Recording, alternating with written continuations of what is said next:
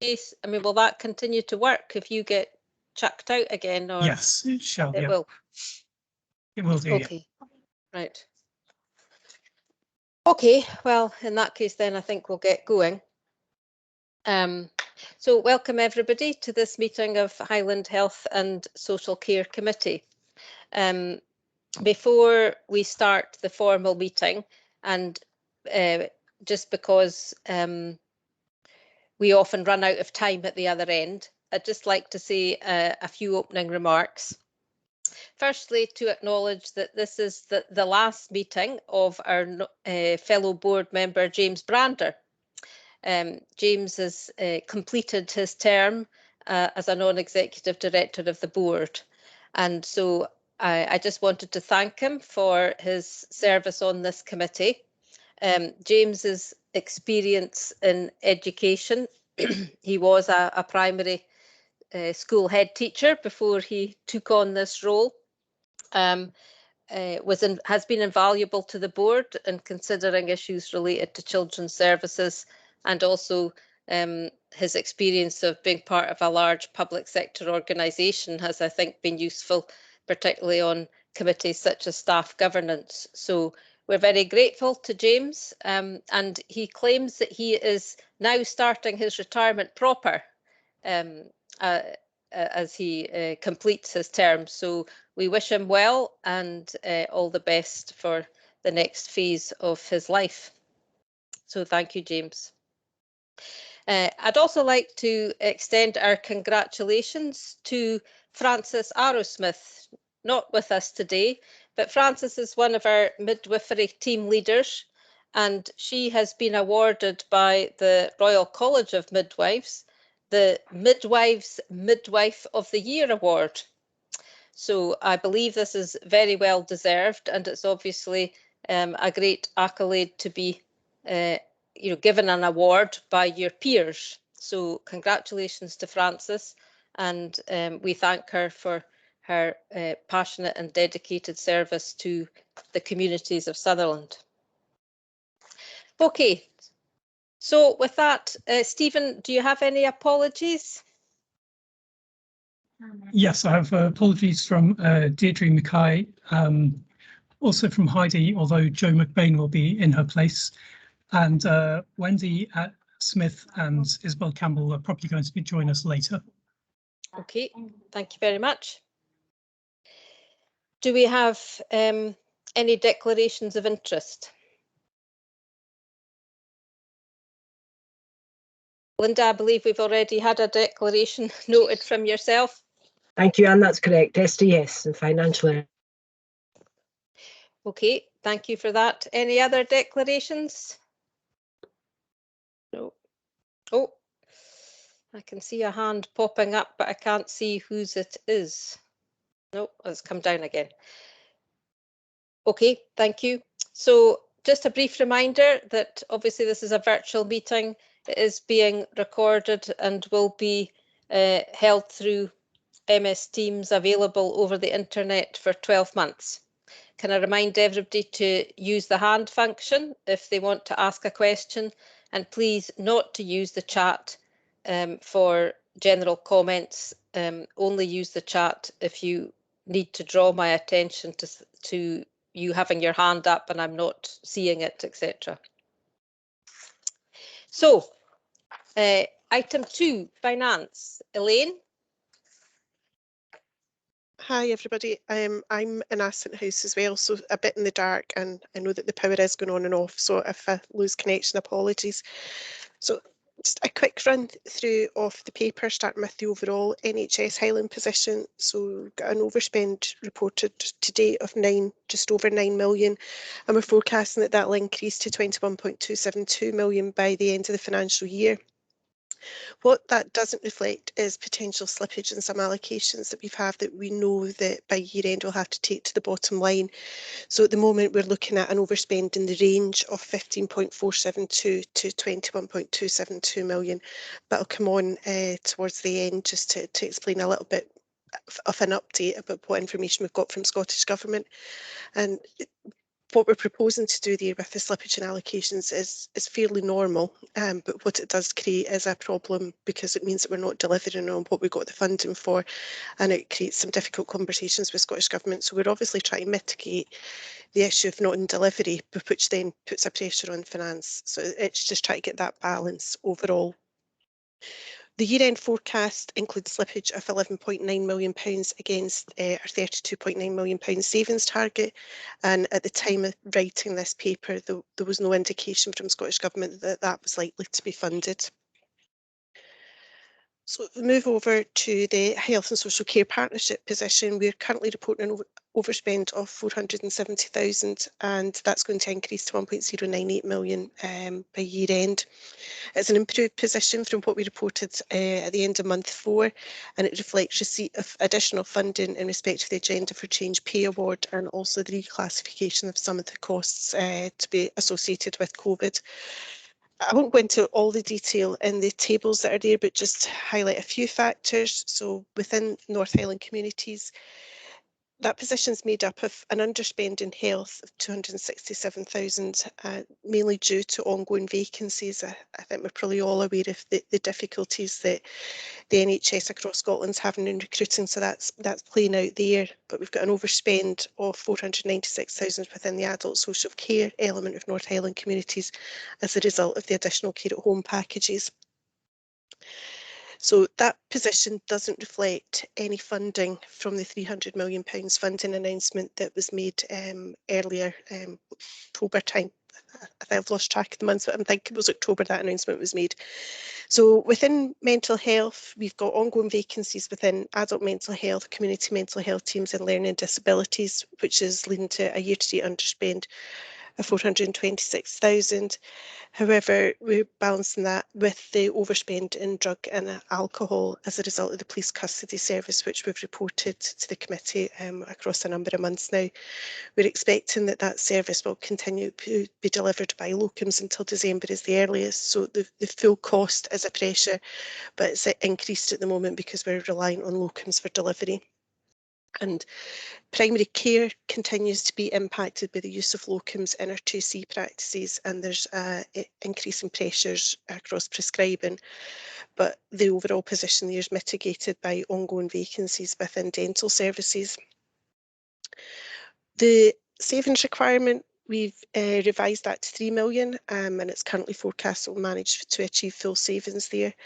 And I think just to mention, we've had a clear steer from Scottish Government that there will be no additional funding in respect of the adult social care funding gap provided in 2022-2023, and the NHS Highland and Highland Council have to work at pace on service transformation to manage, reduce and eliminate that adult social care funding gap. So I thought it was just worthwhile highlighting that.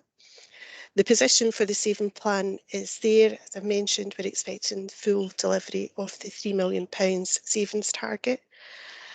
So that's the contents of paper, but just to give an update, since the report was prepared, we've been notified of a further COVID stroke remobilisation funding allocation of £30.5 million. The letter references that no funding has been provided at this time for underachieved savings. However, Scottish Government have now indicated that they will provide support to deliver break-even for this financial year, which is positive compared to the position that I've just reported for month 6 and the forecast that we had at month 6. Still working through all the details on that. The 30.5 million won't be the full allocation. We're still submitting returns on a regular basis to Scottish Government, so we're expecting an allocation based on our Q2 submission, which will come through in Q3. But I suppose it's fairly positive for this year, but I don't think we can underestimate the challenge that we're going to have next year, because it is going to be a really difficult financial position next year with the recurrent element of some of the costs that we're currently seeing at the moment, and no indication of what level of additional funding will be provided in respect of the ongoing response. I'm happy to take any questions on that.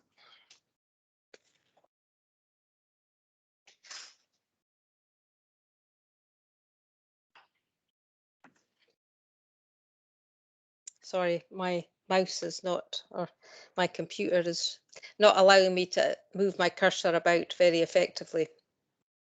Okay, thank you, Elaine. Questions, Michael? Yep. Yes, under 2.4,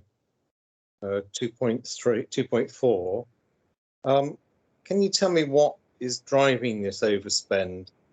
Is it purely the use of locums, or is it something else?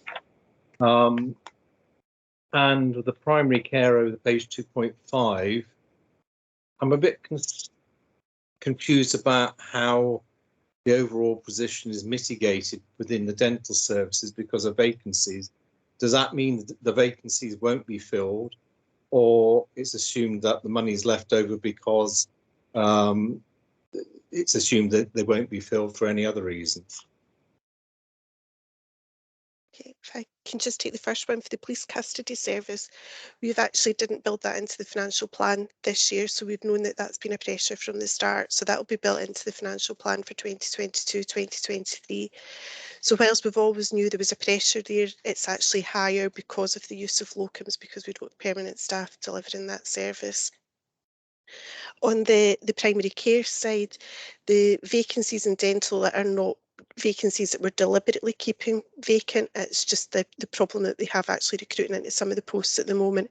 So we're looking at when we think we'll be able to get staff on board, but the recruitment at the moment, it is a struggle. So we are forecasting a number of vacancies to the end of this financial year.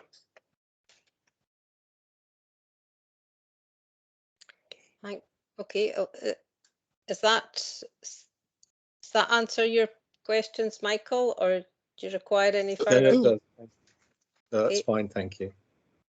Okay, anybody else got a question or a comment? Linda, and then Jerry. Thank you, Anne. Thanks very much, Elaine. That was a very good report, very clear report. If I can just go back to the adult social care and the challenges we're currently facing and the challenges anticipated in the future year. I think, Anne, you and I, a couple of meetings ago, touched on having to get together to have a kind of roundtable discussion. I'm not aware that that has advanced any. And Elaine, I guess my question to you is, I know there's a projected 0.8 million, is that correct, for the end of this financial year? Have I misunderstood that?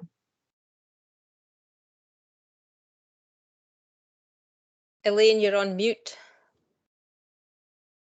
Apologies. Yeah, it's in that region, and Linda, that we're forecasting at the moment. That reflects a significant element of costs that we're taking to COVID as a COVID cost at the moment.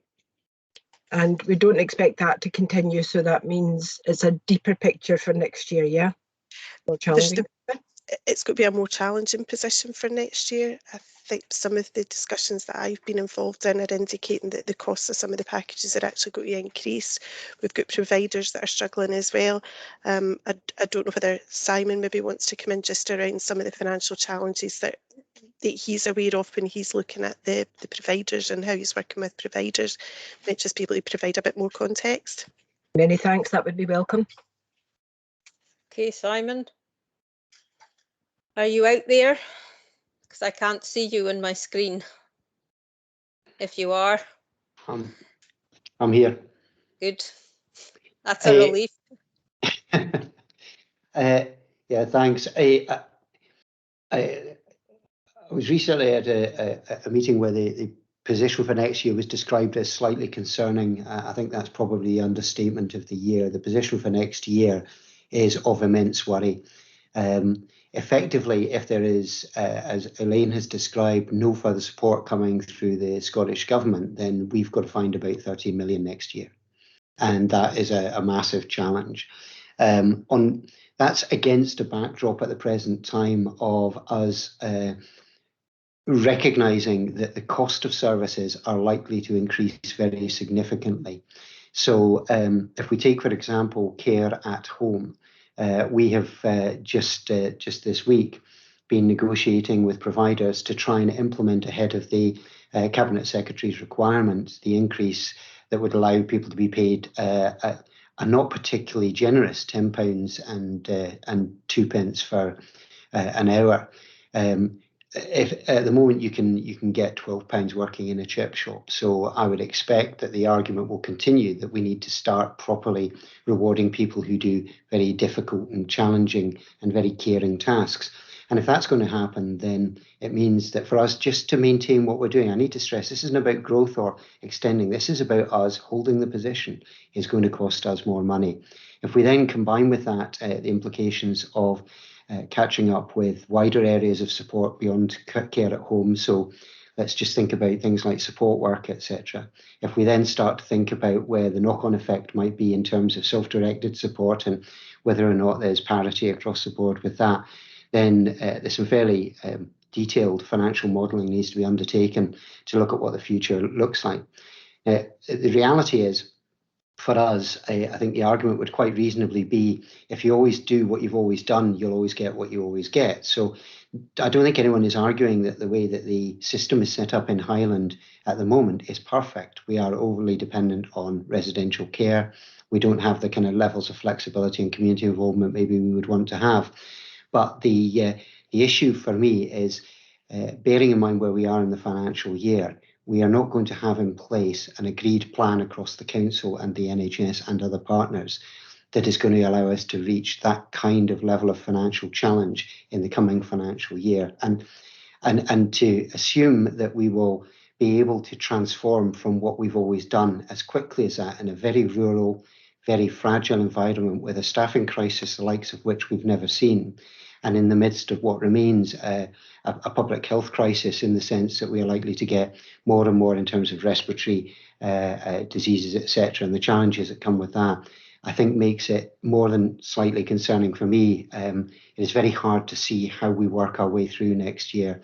And I think the danger is for us as a system is that we tend to think about that in terms of if social care starts to experience the kind of stress that it could do, that'll have an impact on hospitals. I think we're kind of missing the point. If social care experiences the kind of stress that we're talking about, something in the region of 6,000 or 7,000 people in the Highlands are going to be experiencing considerable stress, not just the few hundred who are in hospitals. So I think the question is well made. I was accused earlier on today of walking around with a dark cloud above me, and I make absolutely no apology for that. I think it's time for us to really start looking at the serious situation that exists within social care at the present time, because I don't think that we can find our way directly through this by simply saying we're going to transform, because transforming isn't going to happen overnight. I'm sorry if that's a really candid answer, but as a committee, I'm not going to mislead you, I'm afraid. I have to tell you the truth on this. The position is very serious. Thank you. Can I come back in, Anne? Certainly, yep. Thank Linda, you. yep. Thanks, Simon. I would expect nothing else other than absolute candour and well targeted. So I'll take that one. And I'll thank you for it, and I'll tell you why. There's not many of us sitting around this table that don't know or understand the level of unmet need out there. So when we're facing challenges, and we very definitely are, in the provision of support work and care at home in all of its many shades, and yet we know of the many, many who are having less of a package than they actually need or are entitled to, or the unmet need where we're just not touching the corners. And to me, the problem is twofold. One, that we don't actually have enough people, and two, the financing of what it is to make this work. But I think it is time when nothing less than very candid and upfront conversations will do, and each of those followed by action. I think that's where we are. Maybe other people see it different, but really, if there's any progress to be made, I honestly believe that's where we are.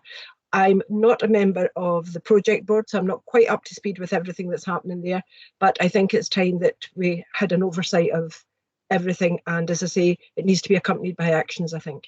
Thanks. Okay, so just on that point about the joint project board, I mean, because so Simon, it is a very serious situation. I think that everybody is aware of that, but we have to move to what action can we take in response to that. So clearly our transformation work streams reporting to the Joint Project Board are one aspect of that. Yes, it will take time, but that work is essential. And the other aspect of it is the discussions that have to take place about the financial settlements for next year. So I think on the finance, you mentioned, Linda, that we had talked about a roundtable meeting. My understanding, Elaine, is that there is a meeting in the diary for Boyd and Margaret and the chief executives and finance directors in the not too distant future, which would be an informal discussion about our financial situation. Is that correct? Yeah, that's right, and I think that's within the next couple of weeks that's scheduled for. So can we also get assurance, Elaine, that we did a lot of work when we were renewing the integration agreement to put in place robust arrangements between ourselves and the council to improve our collaboration over the monitoring of the financial side of things. So can you assure us that those revised arrangements are being implemented, and that we are holding the meetings that we're required to hold within the agreement to escalate financial issues? I think since we've completed that, there's been one meeting and there was quite detailed financial reports presented to it, but we've not really got into the depths of having the discussion about next year and how we tackle that gap. Okay, so I think there are still perhaps, it's the letter from Scottish Government is obviously important and another piece of the jigsaw. I think we are still waiting on some information about the additional monies for winter pressures that were announced recently. So there may be some information that we still need. But so clearly, Simon and the rest of the committee, there are processes in place to take forward the discussions about next year as well as this year. On the transformation side of things and the work on the Joint Project Board, I think perhaps it would be useful for our next meeting for the Chief Officer's report to have a bit more detail about what's happening there perhaps. So there has been a lot of work going on behind the scenes to reset the work streams reporting to that Joint Project Board. I think we have to and should acknowledge that, as Elaine's reported in her paper, we are making a lot of very good progress towards this year's savings target, albeit not on a recurrent basis. But I think I need to thank Simon and the team, as he is always very careful to acknowledge it's not necessarily his work, but the team around him's work in achieving that position, which is probably nothing short of remarkable given the pressures that the system is under. So I'd like to thank them for that. But I think you're right, Linda, that it would be good to have a fuller report to this committee about how we're addressing the transformation issue, and as Simon said, the fact that that will take time. So if we could perhaps note that, Stephen, as something to address at our next meeting. Jerry. Thank you, Anne. I think the couple of questions I've got in the report are probably in the context of looking to the future, and it was just getting an understanding from Elaine or degree of confidence on the outturn, the 1098, which is speaking about. I just had a couple of questions on it.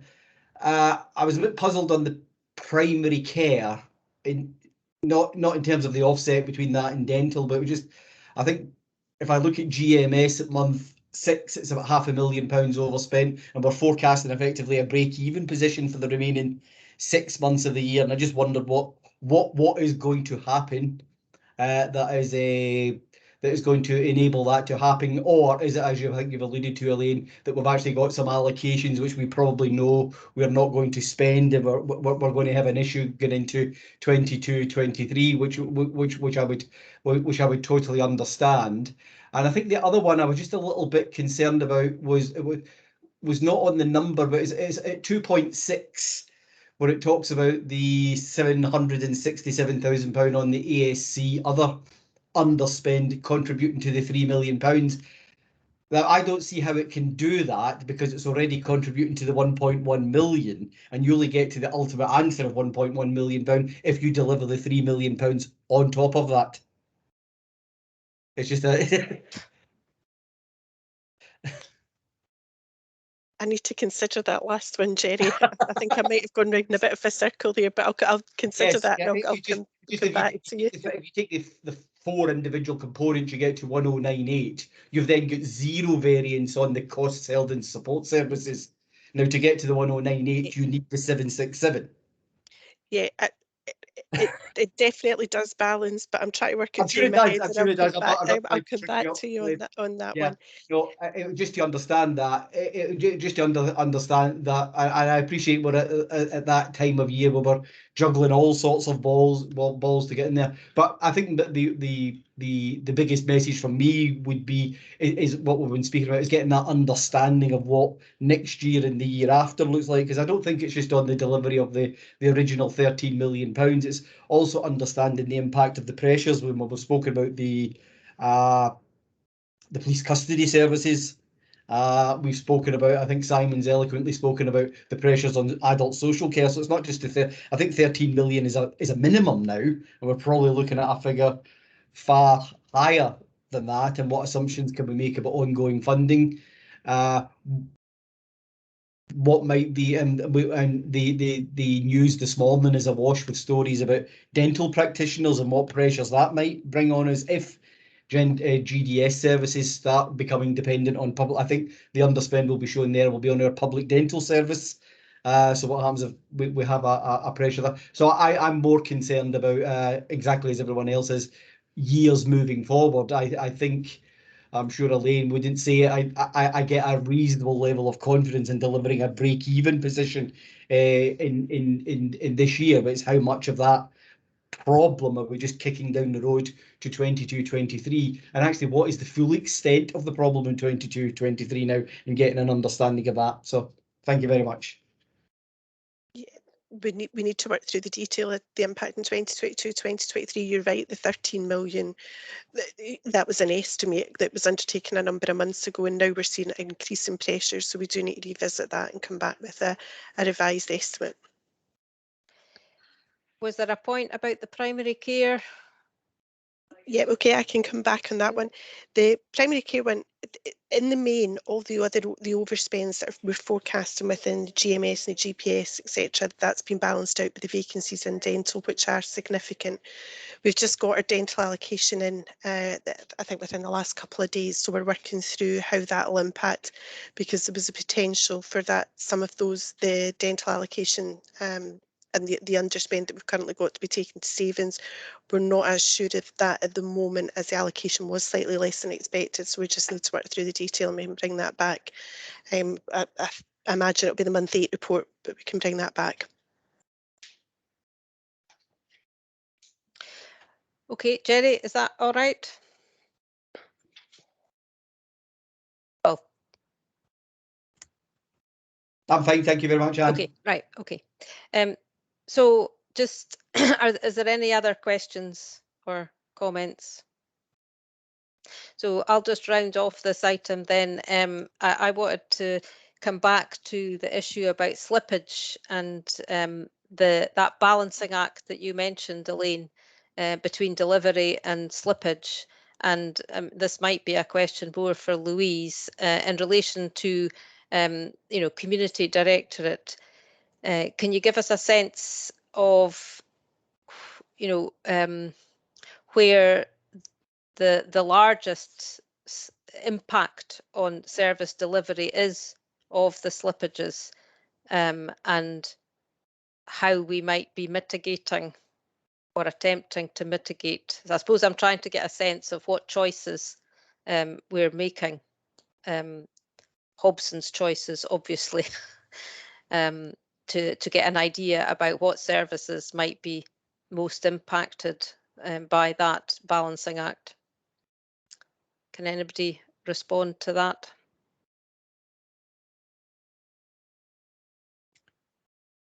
Elaine, Louise? Louise? Sorry, I was having hand trouble. Oh, My hand wouldn't go up. I was trying my best. I think it's probably fair to say, and the team can come in behind me on this one, that there isn't one area that doesn't feel the impact right now, both in terms of the pressures and also the sort of challenges of balancing all of that.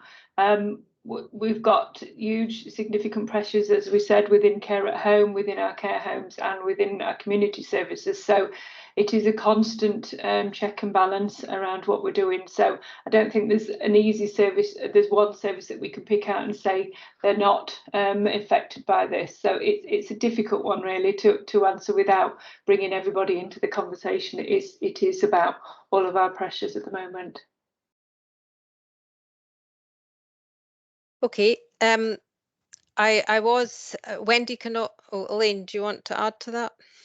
Yeah, just in terms of the allocation slippage, the big one that's relevant here is around Action 15 monies, where there's a particular pressure within mental health, and that is one that we will be underspent on the allocation for. So that's the biggie that's impacting here.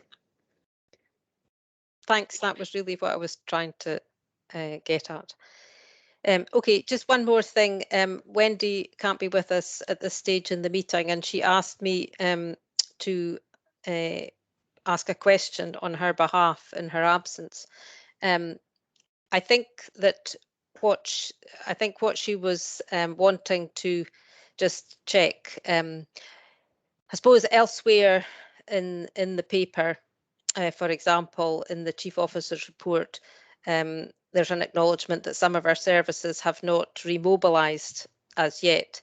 And Wendy wanted to ask what happens where there are underspends in adult social care budgets as a result of not being able to remobilise services for whatever reason, vacancies or COVID restrictions, etc., and if you could therefore just confirm that the forecast end year position is an overspend in adult social care, but that how we, if you like, net off where there are underspends in particular services against other areas. Elaine. Thank you. Elaine first and then Louise. Yeah, within the return that we provide to Scottish Government for our COVID costs, there is a particular line for COVID offsets. So that's the cost that we're not incurring as a result of COVID. So we undertake an assessment of, if there are any underspends, whether they have to go to that COVID offset line, which then reduces the amount of additional funding that we need from Scottish Government. There's also elements where we're not netting off, so we're not trying to balance any overspends with underspends in other areas. So Louise would look at that as part of her housekeeping targets and the savings that she needs to make there as well. Louise, do you want to add to that? Yeah, and I think in terms of the prior one that I mentioned, the pressures all around, the challenge is actually we are at times saving more than we want to in some areas because we don't want to save money in areas where we want to be able to spend it, but the pressure is getting the people in to do that. And certainly in the services that we haven't necessarily fully remobilised, which is a relatively small number, most services are remobilised to some extent, or that previously weren't remobilised.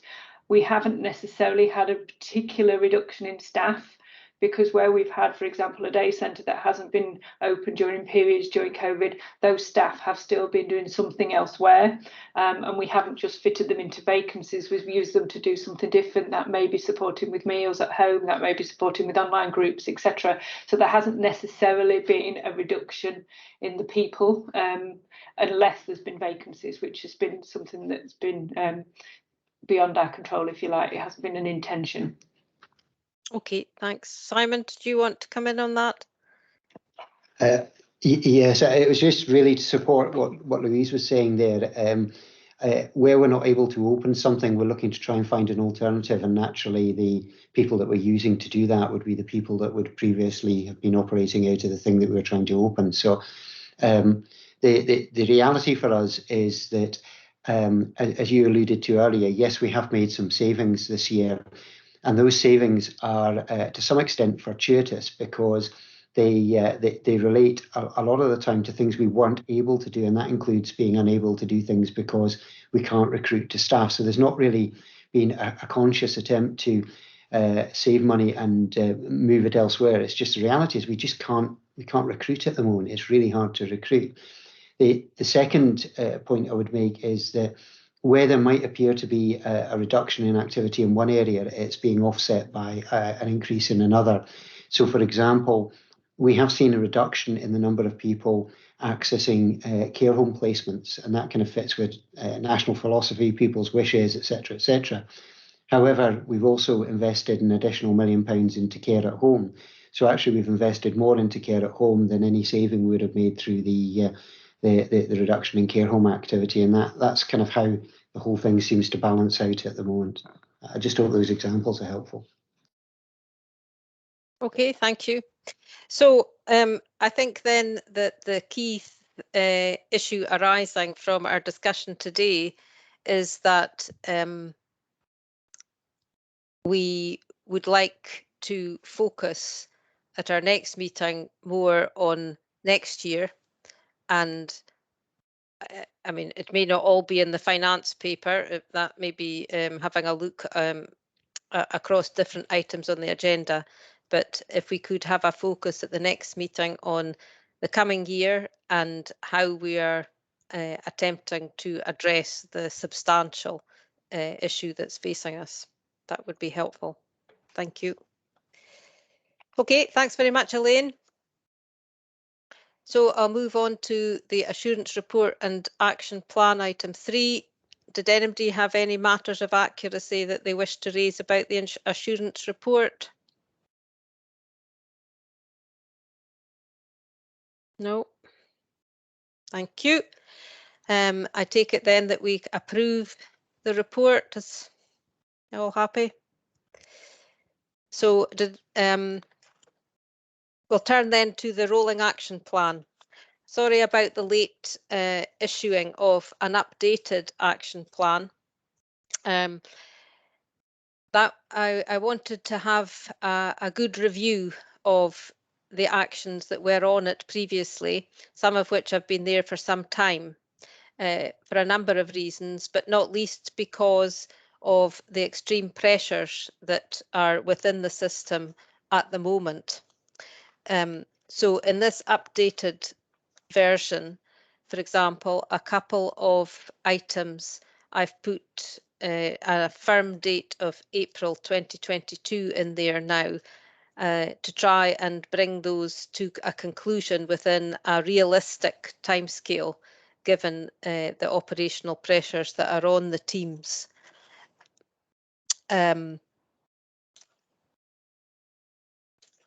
Sorry, I'm just trying to get this up on my screen at the moment. My cursor's yet again not playing ball here. So that was the first 2 items on the agenda. The next item, again, is one that's been around for a long time. And rather than focusing a session on near me, what I'm suggesting is that we have a development session on a broader topic of technology-enabled care. So looking at a range of ways in which we're using technology to enable us to better deliver services. and we'll put that on the development session plan for next year. The next item on the SDS strategy, unfortunately, that wasn't ready to bring forward to this committee as planned, but I'm assured that January should be doable. So hopefully we'll get that report in January, and I know there's been a lot of work going into that, and so that will be really good to see that report, because a refreshed approach to SDS will be very important for that transformation that we were talking about earlier. Again, the item on quality improvement activity, that's been around for quite a while. What I'm suggesting, in agreement with Louise, is that rather than prepare a specific report on that as an extra, what we do is try to incorporate into the service reports that come to the committee a report on what quality improvement work they're undertaking. So, for example, we're due to get a strategy report on mental health services in January, and I know that mental health services have been doing a lot of work using a technique called value management to make improvements in their services. So we would work into that report some information about their value management activity.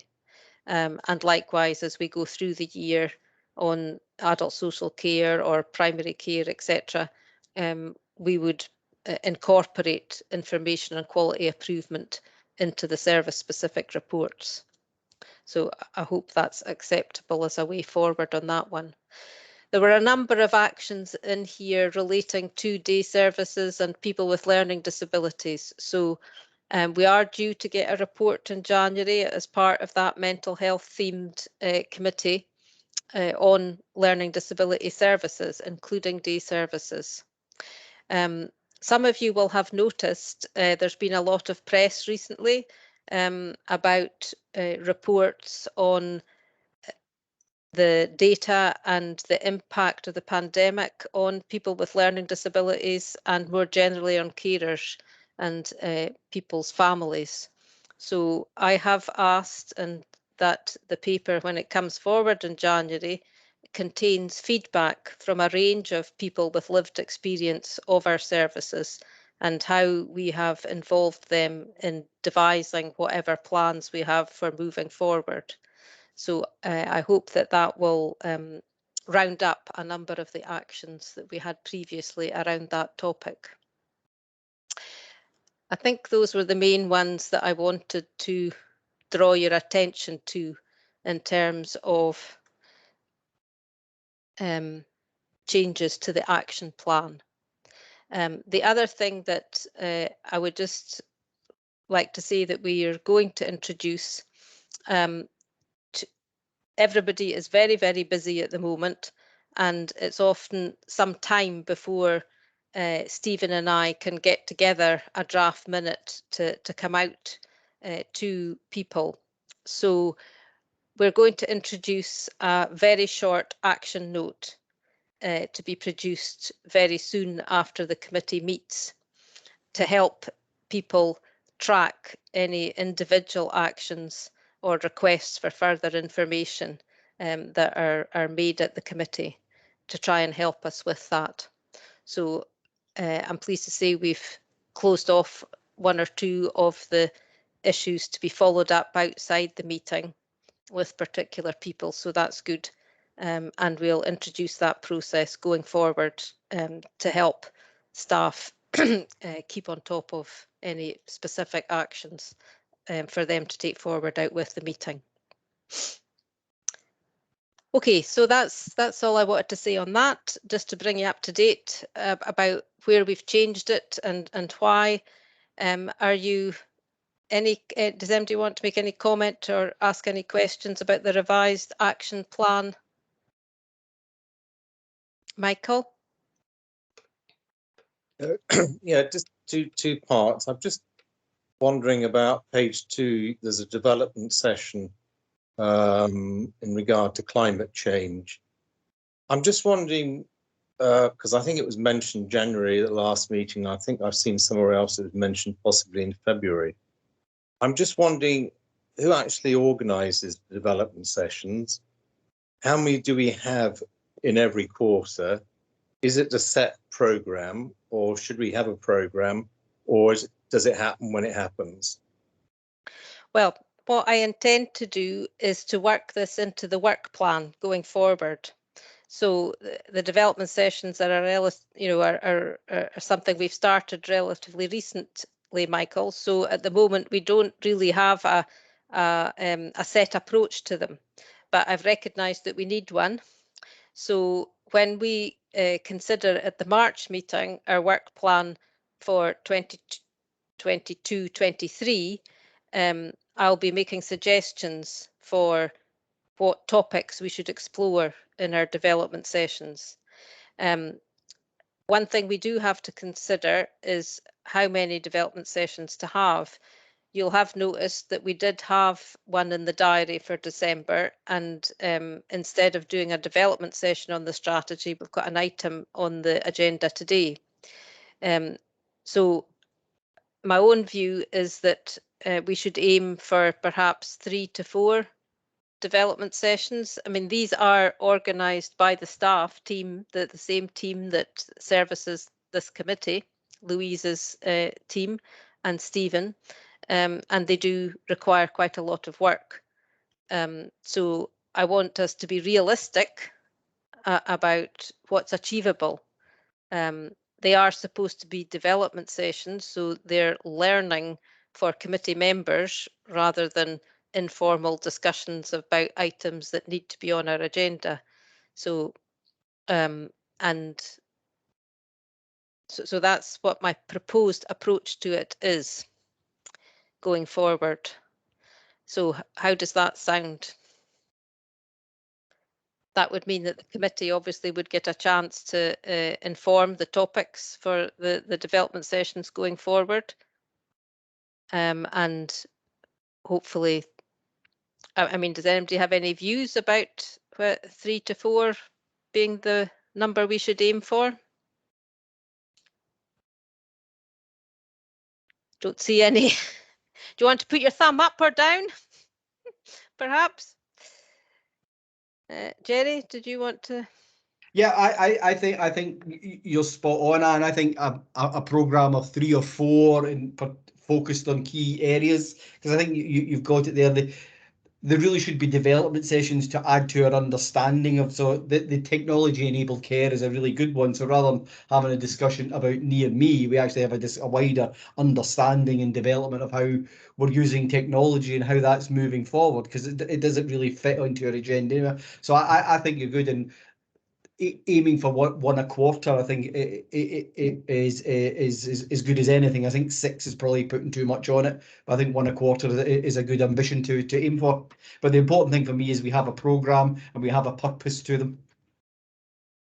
Okay, Michael. Yeah, I mean, 1 a quarter seems to be sort of a general feeling that that's okay. I was just wondering, and obviously, as you said, you know, people have had to take out extra time to do this, and the idea is to inform us. And I'm just wondering, you know, if we agree on what those sessions might be at the next meeting or however it's done, is that if someone says, look, we're going to do something on climate change, does anybody want to be involved in this? Now, that might create more work and make it easier, but it's just a suggestion. You know, if there is a particular topic that somebody's particularly interested in, then it might help if, you know, but, you know, you have to decide on which is the best way to do it. Well, I remember that was something that you raised yourself, Michael, as an issue that we needed to be considering. Well, I think what we can make, you know, perhaps we can tee that up at the March meeting when we consider our programme for the year ahead, and at that point we can identify, you know, once we've agreed what the topics are going to be, we can ask if anybody would particularly like to be involved in developing a session on that. How does that sound? Yep. Really. Happy with that? Okay. Yep. Right, thank you. Okay, did anybody want to raise any matters from the last meeting that are not on the agenda elsewhere? Don't see any hands. Okay, thank you. So we'll move on to item 3.3, and that's our update on the COVID situation. Tim? Thank you, Anna. I'm pleased to say that I have been saved from the darkness. And hopefully, I should try and share my screen just for a few slides. I'm sorry to people who prefer written reports, but really with the COVID reports, the position's so fast moving in general terms that any written report will be pretty outdated by the time it got circulated, and that would certainly be true today. So just bear with me, I shall.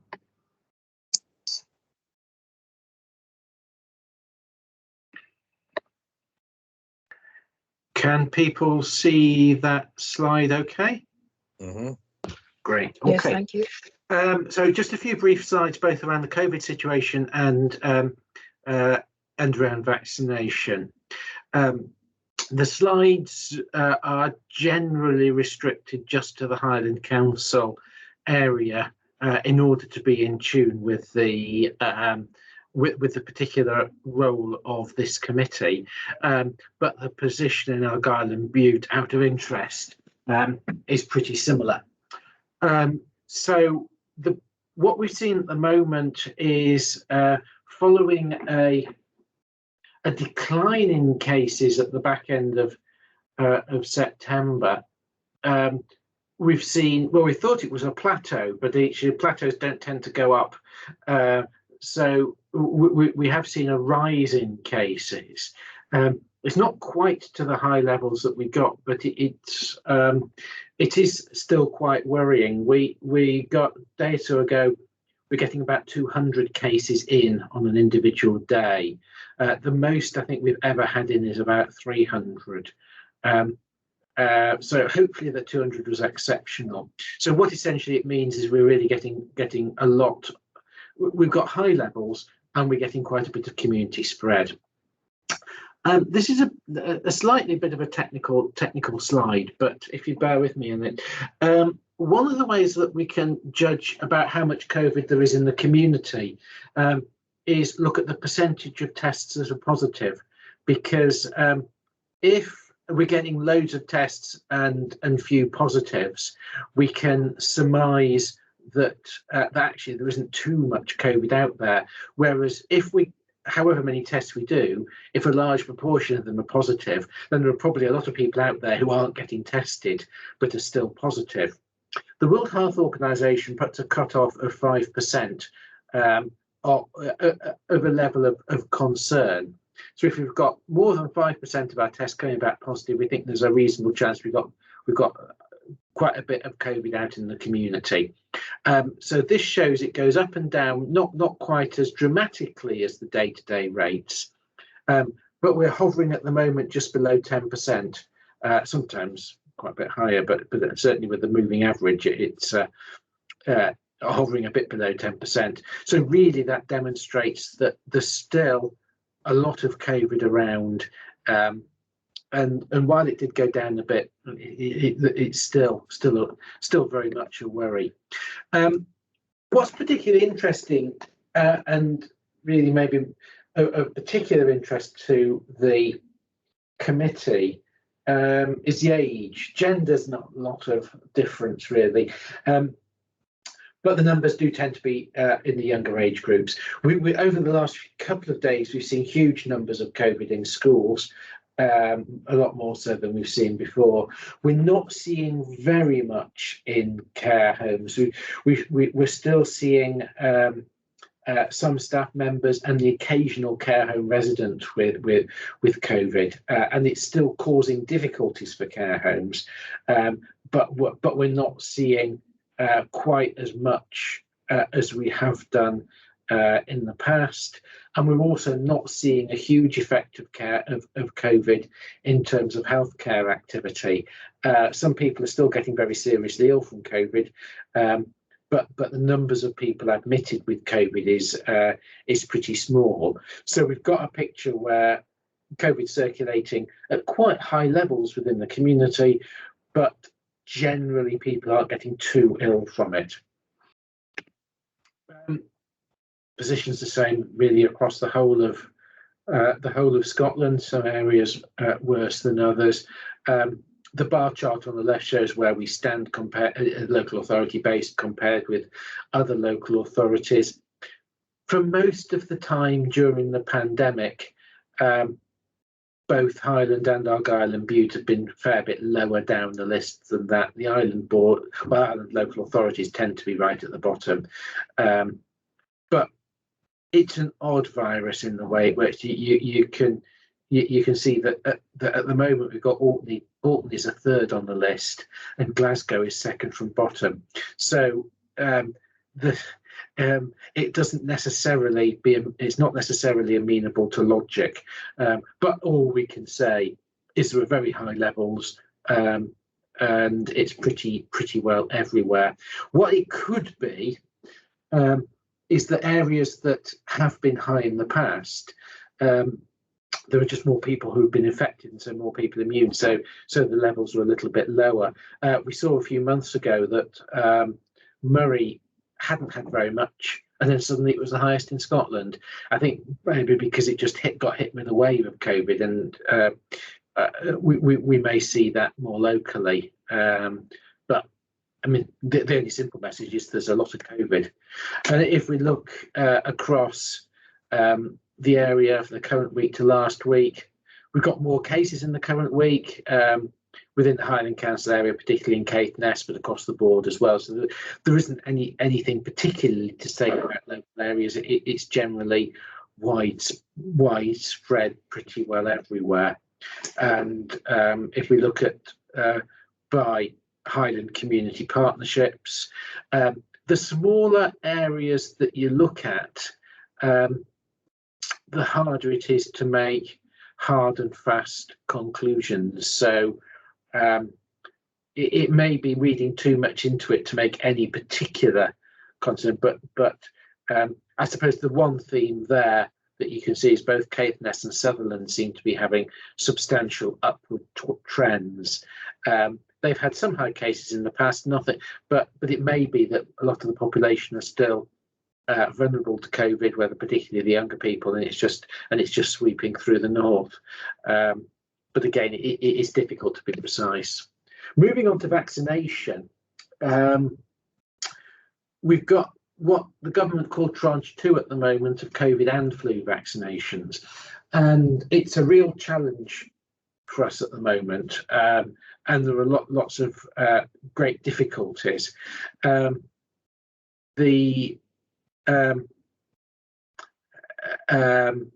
Sorry, just distracted with the lights going off and on. We've got a mixed model in the Highland Council area of both GP and board clinics. Vaccination Transformation is the government programme for moving vaccination from primary care to health boards, and that is fairly well developed elsewhere, but not in Highland. And it's linked with the new GP contract, and so there is certainly a demand to move more to board-led clinics. Within the Highland Council area, we have offered GPs the opportunity to vaccinate for both flu and COVID.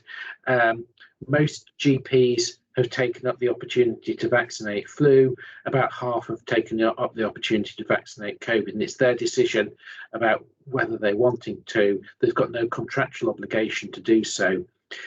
Where the GPs aren't vaccinating, we put board-led clinics, but it's been a real challenge to get the staffing in, and we're continuing. There's a lot of work still going on today to get the staffing in. We've got some degree of military assistance, not as much as we had hoped, but certainly it's very welcome. And we're doing what we can to increase the vaccination staffing. Communication hasn't been good. I think there have been a lot of uncertainties about what clinics will be available, and then the communication messages haven't got out, and so people are getting anxious about particularly getting booster vaccines. Where people have had 2 vaccinations, the protection from those is very good, but it's only natural that people will get anxious, and we're doing what we can to improve the communication. And we have a phone line, but that's been rather overwhelmed and hasn't been functioning well. So there are a lot of challenges that we're facing, and it's been pretty difficult. There has been success in some areas. All care homes have already had vaccinations of both flu and COVID, so that's complete coverage. And we did have some challenges with care homes at the start of the initial vaccination programme, and we're also prioritising other more vulnerable groups. But as I said at the end, I think things do differ by area. This slide demonstrates the GP variability in practice. So each dot represents a general practice, and the green, the left-hand side of the picture is influenza vaccination. Right-hand side is COVID boosters, principally boosters. Green is participating in that programme. Red not participating, and amber is participating to some degree. For some practices, for example, are doing the over 70s or the over 60s, but not others.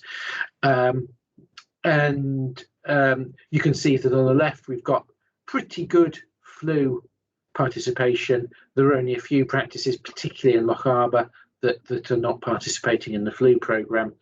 But the non-participation in COVID is a lot more significant. So essentially pretty well, almost the whole of Loch Arbour, the whole of Skye, and quite a lot sort of along the A9 in Sutherland and up into Caithness, not participating. It's a variable picture. So that means that the necessity to get board-led clinics will vary by locality, and some are particularly challenging. We have had good uptake in the past. So this is just from COVID doses 1 and 2. So we can be assured that the population in general, the older population, has got good COVID vaccination coverage. It does decay over time. It's probably at about 6 months. It's probably dropped by about 15% from what it was at its height, which is about a month after the second vaccination. So it is important to get people vaccinated with the boosters, but there's still a high level of immunity. You can see what we've done here. So what we've actually delivered in terms of numbers of vaccinations in October is down on that list, and then the plans for November and December are set out on that table. COVID dose, not boosters. We can't be certain really about the numbers, because it to some extent it depends who turns up. We've got some second doses to give, but that will probably be fairly small. And flu vaccination is very good, and so we have in the over 70s, we've got probably well over 60% flu vaccination coverage so far, and the target for flu vaccination is 80% by the end of December. So we made about 75% last year, so we might not make 80 again, but we should be not too far off, and we've got very good coverage at the moment. So we're facing quite a few challenges with vaccination, but there are some good, potentially good stories coming out of that. I think that is the final slide. So I'm very happy to take any questions. Okay. Thanks very much for that, Tim. Michael? Yeah, thanks, Tim. That was very candid. Part of this is a personal experience, but it also includes talking to other people in the community. Now, earlier in the year, I was asked to go to our local surgery, and I'd wondered whether this was actually part of 3.5 to attend my first jab. They phoned me up and I went along. Then I went along for the second one, they phoned me up. A few weeks ago, they phoned me up on a Tuesday and said, we're doing a surgery tomorrow for jabs for flu. Can you turn up at 9:30, which I did. Very convenient. It worked very well. And I was very pleased. In fact, I was so pleased to think that they've taken on these extra responsibilities during COVID that, you know, I was going to mention it in one of the meetings. However, I'm due to have a booster because it's more than 6 months since my second jab. So I contacted the surgery at the beginning of the week and they said, well, obviously, we're not participating. And I said, what do you mean you're not participating? He said, NHS Highland are dealing with it. And that was it. So, of course, partly being on this committee and that, yesterday, Stephen sent me stuff about which surgeries and health centres are actually participating in the booster. So I go down the list and find it says that my local surgery isn't. So I think, well, what does that mean? So like a lot of other people, I start going looking to where the answers are. And it turns out that it's been done on a clinic basis. And I'm thinking, well, what does that mean? That means that I'm allocated a time somewhere to go to a clinic because I don't know how these things work. That clinic could be Thursday, it could be leg, it could be at 9 o'clock in the morning, that sort of thing. I don't know. I've looked on the site, and as you said, access by telephone doesn't work. The online thing is broken down and doesn't work. And at the moment, along with other people, I'm sitting waiting for somebody to possibly contact me and saying we're organising an appointment for you. Now, further on to sort of when we're talking about the vaccination deadline for GT practice in the item after next, is it works very well for me. It takes me 10 minutes to get to my local GP surgery. They phone me up the day before, I turn up the following day. It works very well for lots of other people. So what I'm really wanting to ask here is, as you said, they're not contracted to do this, is how the local community understands how all this is working for their benefit and not for the benefit of some organisation or other people.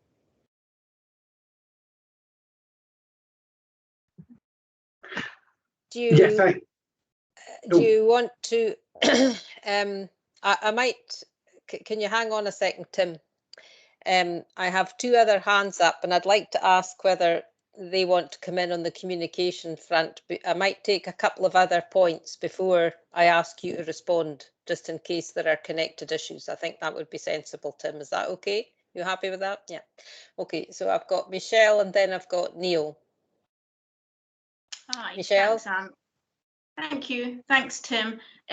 Well, I've got a couple of things, but first off, following on from what Michael has just said, I'm up in the northwest Gairloch area, and there's been some concerns put out on social media about the Alt Bay practice, which is very similar to what Michael's just said. And there's some unhappiness over the fact that they've been told that NHS has made arrangements to deliver the COVID boosters using NHS employees backed up with national support teams brought in from the outside the area. Now, up till now, our local practices in rural areas have been doing a fab job at setting up boosters in the local community halls. And this, I understand by the information that's been put up on the page from the GP practice at the moment, is that they heard from yourselves on the 29th of September asking if they wished to be involved in delivering COVID boosters to their patients, and were given 2 days to respond. And understand that recording all the vaccinations using an online tool which was incompatible with their local delivery model. And now they've been told the information's been taken away from them. So that is a concern. It's been working fine up till now. I don't understand why it needs to change. Thank you. Okay, Neil, and then I'll go back to Tim, and maybe, I don't know if Jill wants to come in on this issue as well, but Neil first. Okay, well, thank you, Tim. Thanks for the presentation, and you've been here in Highland for some time, but welcome anyway. I think I should have, I'll send you an email sometime. Yeah, and thank you, Michael. That was very eloquent. I think we're probably going to end up discussing this in a little bit more detail at 3.5, but I think what you're coming up against is a whole collection of things coming together. So I was looking at the map, and it said Fort William, there was a red dot for flu. That's not quite true. 1 out of the 3 practices are not delivering flu. I think 2 out of 3, maybe 1 out of 3, certainly mine is. There's a little bit of backstory to that. Flu should be moving, like other vaccinations, out of practices. Now, that's still for debate in Highland. We'll go into that in more detail at 3.5. But if it were to move out, then the funding that the practices would have received is going to be based on an average of 3 years. And there was a bit of an arm twist that if you didn't do flu this year, then your this year would count as 0 in terms of working out that average.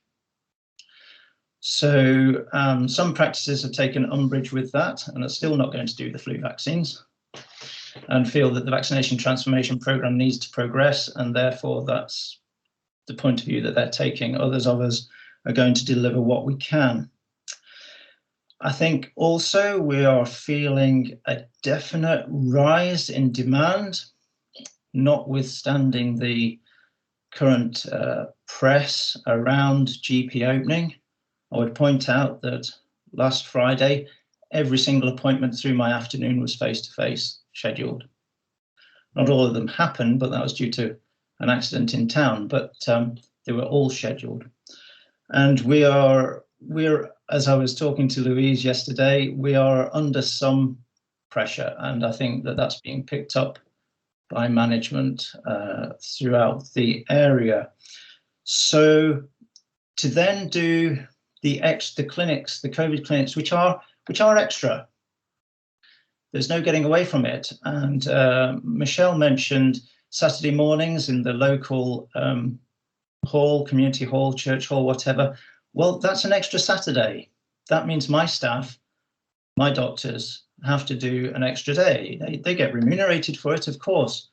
But when we were planning this out, we looked at, my small practice looked at providing at weekends, and we realized that we were going to be doing every weekend for about 3 months.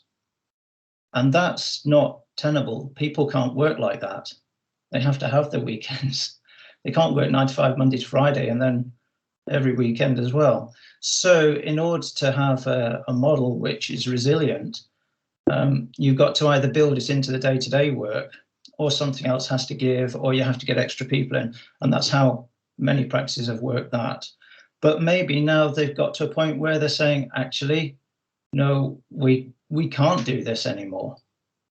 We can't do the day work, which is massively increased, and the extra COVID clinics. And I think that that's what you're seeing. And that's what those 2 maps of the flu and the COVID boosters, I think that's what that illustrates very, very well. That's it. Okay, thank you, Neil. Just before we come back to Tim, I think it would make sense. I think it would make sense to have the wider discussion now, when we're talking about it. Okay, so I think there's two separate issues here. There's the immediate situation in terms of improving communications and how confident we are that we'll be able to deliver on the current phase of the programme. And there's a wider discussion, I guess, about the vaccination programme going forward and what that might look like. So I suggest we just have those discussions now rather than come back to it in another item, because we'll have forgotten what we were talking about earlier, etc. So if you want to make a comment about the wider issue about the vaccination programme going forward, I think let's raise that now. And Jill, if you're on the call, because I can't see you. No, I do. I see you now. I'll come to you in a minute and ask you if you want to say anything about the wider context. Is that okay? You happy with that? Yep. Perfect. Thank you. Okay, Tim, do you want to say anything about those points before I come back to Michelle? Yeah, I will do. And I think it's right for us to apologise on different levels. So I'm sorry to Neil for getting some of the dots are the wrong colour, so I'm sorry for that. On a more substantive level, I think we do need to apologise to everybody who's been inconvenienced or upset or had difficulty accessing the service. It hasn't worked well. We are trying to, and I think this may have an implication for the further discussion, but it's been particularly challenging to set up the vaccination clinics and the communications for a variety of reasons in the time of COVID to get that out, and that's only 50% of the or so in the Highland Council area of the COVID clinics, and then a small number of flu as well. The planning for the vaccination is that where people's practices are not participating, they will get letters which will invite them to a specific clinic appointment, and then there will be the opportunity to change that clinic, and that will be in a clinic which will be as close as possible. It should be reasonably similar to the distance to a general practice, but it'll vary. So we're not looking for people to travel a long way. However, if there are places that are a bit more remote and rural, it may not be possible to have clinics there very often. So if people can't make one clinic, it may be difficult to get to the next one. That said, the system hasn't worked very well because we haven't been able to get a lot of the letters out yet. They're going out and they will be out, but people are naturally anxious that they haven't got their letters yet. And also the line that we've got has been facing severe difficulties and not been functioning well at all. People have been leaving messages and we're getting back to everybody and clearing the backlog, but it's certainly not satisfactory or acceptable the way it's been run. So we're trying to get through. We recognise the anxiety of people, and to look at the bigger picture. Just briefly, in terms of vaccination transformation, I think this gets on to certainly the policy, the Scottish Government policy, which is also with the new contract, which is also agreed by the BMA, is that vaccination will move from general practice to board. There are quite a few GPs across NHS Highland who wish to continue vaccinating and are very keen to continue vaccinating. There are some who aren't, and I think that those are a lot of the challenges that we faced around the general vaccination transformation programme. And as I said earlier, it's moved a lot more in other areas, and it is a challenge with the geography in more isolated areas. Where it may be easier for practices to vaccinate than board-led clinics, but the whole point of VTP is for general practice and the new contract for general practice to be undertaking work that is most suitable for general practice, and then for work such as vaccination to transfer over. And we've got the position of trying to do part of that while we've got the pandemic on, and essentially in the Highland Council area, at least, we're trying to maximise the resources available. I don't know about the 2 days in terms of Alt Bay, and again, I apologise if it was 2 days. I understood that practices had a lot longer to be able to decide, but it is a practice decision based on factors such as their workload and how they can actually deliver on programmes, as well as finance, of course, because they're businesses, to determine whether they wish to participate. And we've had quite a large proportion that are participating, but we've had to make up the shortfall. I do have a reasonable amount of confidence that we'll be able to make appropriate progress, certainly, and get through. Essentially, we're looking to offer everybody the vaccination before Christmas who's eligible for it.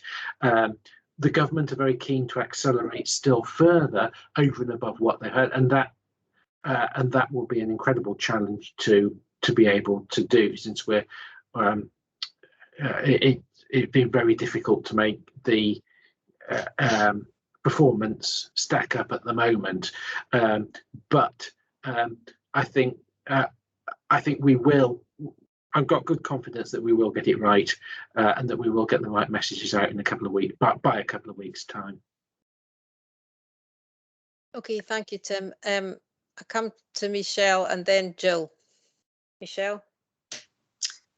Yeah, thanks for that.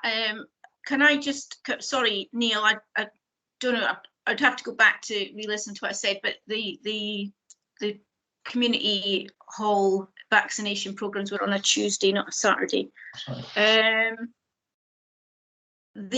Going back to Alt B, they have made a public response to locals, where they've expressed their disappointment and frustration in their strongest terms to NHS about the way that the plan has been drawn up, with no GP practice involvement or communication.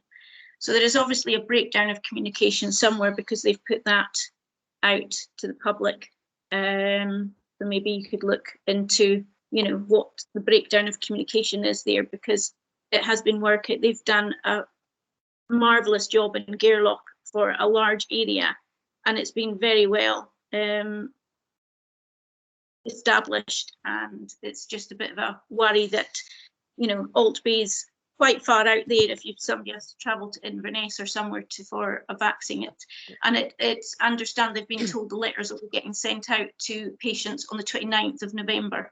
So anyway, moving on from that, my question that I would like is, I am a patient with a compromised immune system, and I'm aware that some fellow patients are being told that we may need to have a third vaccine as opposed to a booster.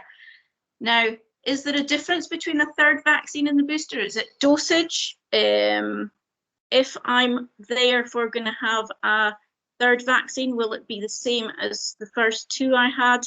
As I understand, the boosters are Pfizer. I've had the AstraZeneca. So just wondering if you could clarify the difference between third vaccine and boosters, please. Okay, so I'm going to ask Tim to answer that, which he hopefully will be able to before I come to you, Jill.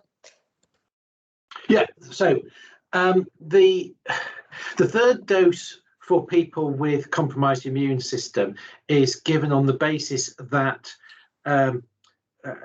people who've got a particularly reduced level of immunity, and there is a specific level which is in the I think it's in the CMO letter, and so that may not be the same as other levels of immunity. But if people have a level of immunity below the particular threshold, which may be having particular treatments or being on a particular medication, then the rationale is that they will not have developed as high an immune response with the first doses as people with a higher without a reduced immune system would have done. So it's not a matter of giving boosting that. It's around giving another dose to get that up to the right level. It's confusing at the moment because we're giving the third doses at the same time as the boosters. They're also the same vaccine. So if people for the third doses are getting Pfizer vaccine, so it is confusing. Where if you get a third dose, we would then expect you to get a fourth dose around 6 months after the third dose. So you get a booster. So if you've got a reduced immunity, you get 3 doses in a booster. If you haven't got reduced immunity, you get 2 doses in a booster. And I have to say, we go by what's called when we're looking at the guidance, we go by what's called the Green Book. And if anybody wants to have a look, search Green Book vaccination and just on the Google or whatever, and that gives the details. I would be a little bit hesitant about it. I'm not trying to hide it, but it's not an easy read. But that gives the details. Unfortunately, guidance changes, the Green Book changes almost every week. So it can be difficult to get that out, but that's what we're doing. So we're inviting people. We've got the lists of people and are inviting them out. Now the lists will may be different from shielding lists. There may be some people who fall a bit between the two.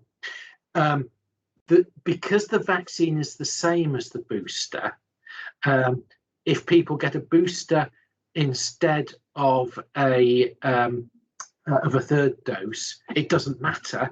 But they would then, for that individual, they would then need to get a further dose in a further 6 months. So the programme for third doses is being separated out. We've got the lists. We're sending the letters out, and they're going out before the other ones. But it's all a little bit logistically mixed up. But the important thing is to get another dose, and it would be Pfizer. It's the same dose. It's the same vaccine as the booster. But people with that who are immunocompromised would then in 6 months' time get a fourth dose. Wow, my head's hurting already. Okay. Neil might want to add something to that. Do you want to add to that before we come on to the wider issues, Neil? Or I think that the booster versus third dose has been explained excellently. That's just fine. That is exactly how it is, Michelle. The only thing I would add is that the vaccine management tool on which we record all of this, which is actually very straightforward to use, you have to go through a separate window on your computer, etc. Can't record third doses currently. So another hit for a national system. It records it as a second course first dose. Just thought. Oh well, there you go. And can I just quickly before we move on, just comment that I did just reminded by the comments about the vaccine management tool. I recognise that for the individual getting vaccinated or not getting vaccinated, where the information comes from doesn't really matter, whether it's a national thing or a local thing. But we are faced with differences between the national and the local, and it does cause some challenges. So, for example, we've got our local helpline, which isn't really working, but there is a national helpline as well. But we can't really use them for a variety of reasons. We can't. be linked in with the national system, and I won't go into detail about that. If anybody wants to catch me outside the meeting, I could talk to that. But there are a whole load of additional issues as well as the challenges that we're facing. Of course, for the individual person, it makes not a jot of difference where the problem comes, but we've got that to add on as well. Okay, before I come to Jill, before we move off from the immediate, Tim has rightly apologised for the fact that, you know, we have had difficulties and things haven't been implemented well. I think, Tim, one of the key things here is our communications about when people will get letters and when the clinics will take place. Could you just maybe, I'm sure it is the case that we're working very hard to improve that. Is there anything you can say about, you know, how we're trying to communicate with the public and improve the situation there? Because that, of course, was one of the key reasons why we had a surge on the phone line and having great difficulties with responding to queries. Is there anything you can say? Yeah, I mean, I think the there are a whole load of things happening at the same time. I think the most crucial thing is to get the letters out. If we can get the letters out that can reassure people that they've got an appointment for the vaccination and that appointment is near them and they can get there, or if they need to rearrange it, then they can rearrange it easily. That's the most important thing when we're pushing on with that. We're looking to change the helpline as well, and convert that to a free phone number. People have been hanging on the phone for ages and that's not good anyway, and if it's costing people, that's even worse. So we're looking to change that and to reconfigure the line to make it far easier and more effective for people to get to. We need to make sure, of course, that when people get the letters, that letter's got the right number on that can feed into the line. So there's it's about getting the ducks in the road to an extent, but we need to get those letters out. By and large, the clinics are there and are booked in throughout Highland, and clinic locations are there all the way up to Christmas. One or two places that are just being finalised, but essentially all the clinic locations, all the clinic times are there. What we're still finalising is the staffing of the clinics, because you could get a clinic just with one or two vaccinators, which will only take a few people each day, and ideally we'd want more in.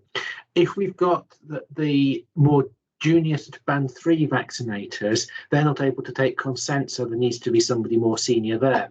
So as an example, we've got military assistants coming in, but most of the people from the military are the more junior vaccinators, so they can't work on their own, so we need to get the people in. So the logistics of sorting the clinics out is still being worked through, but it's a matter of filling the clinics that are there and making sure that we get enough people in each of the clinics. So there's a massive amount of work being done at the moment, but it's not about getting the staff and then thinking, oh, where can we send them? We've got the clinics, we've got them identified. I think there's some figure of 245 clinics somewhere. So it's even the map.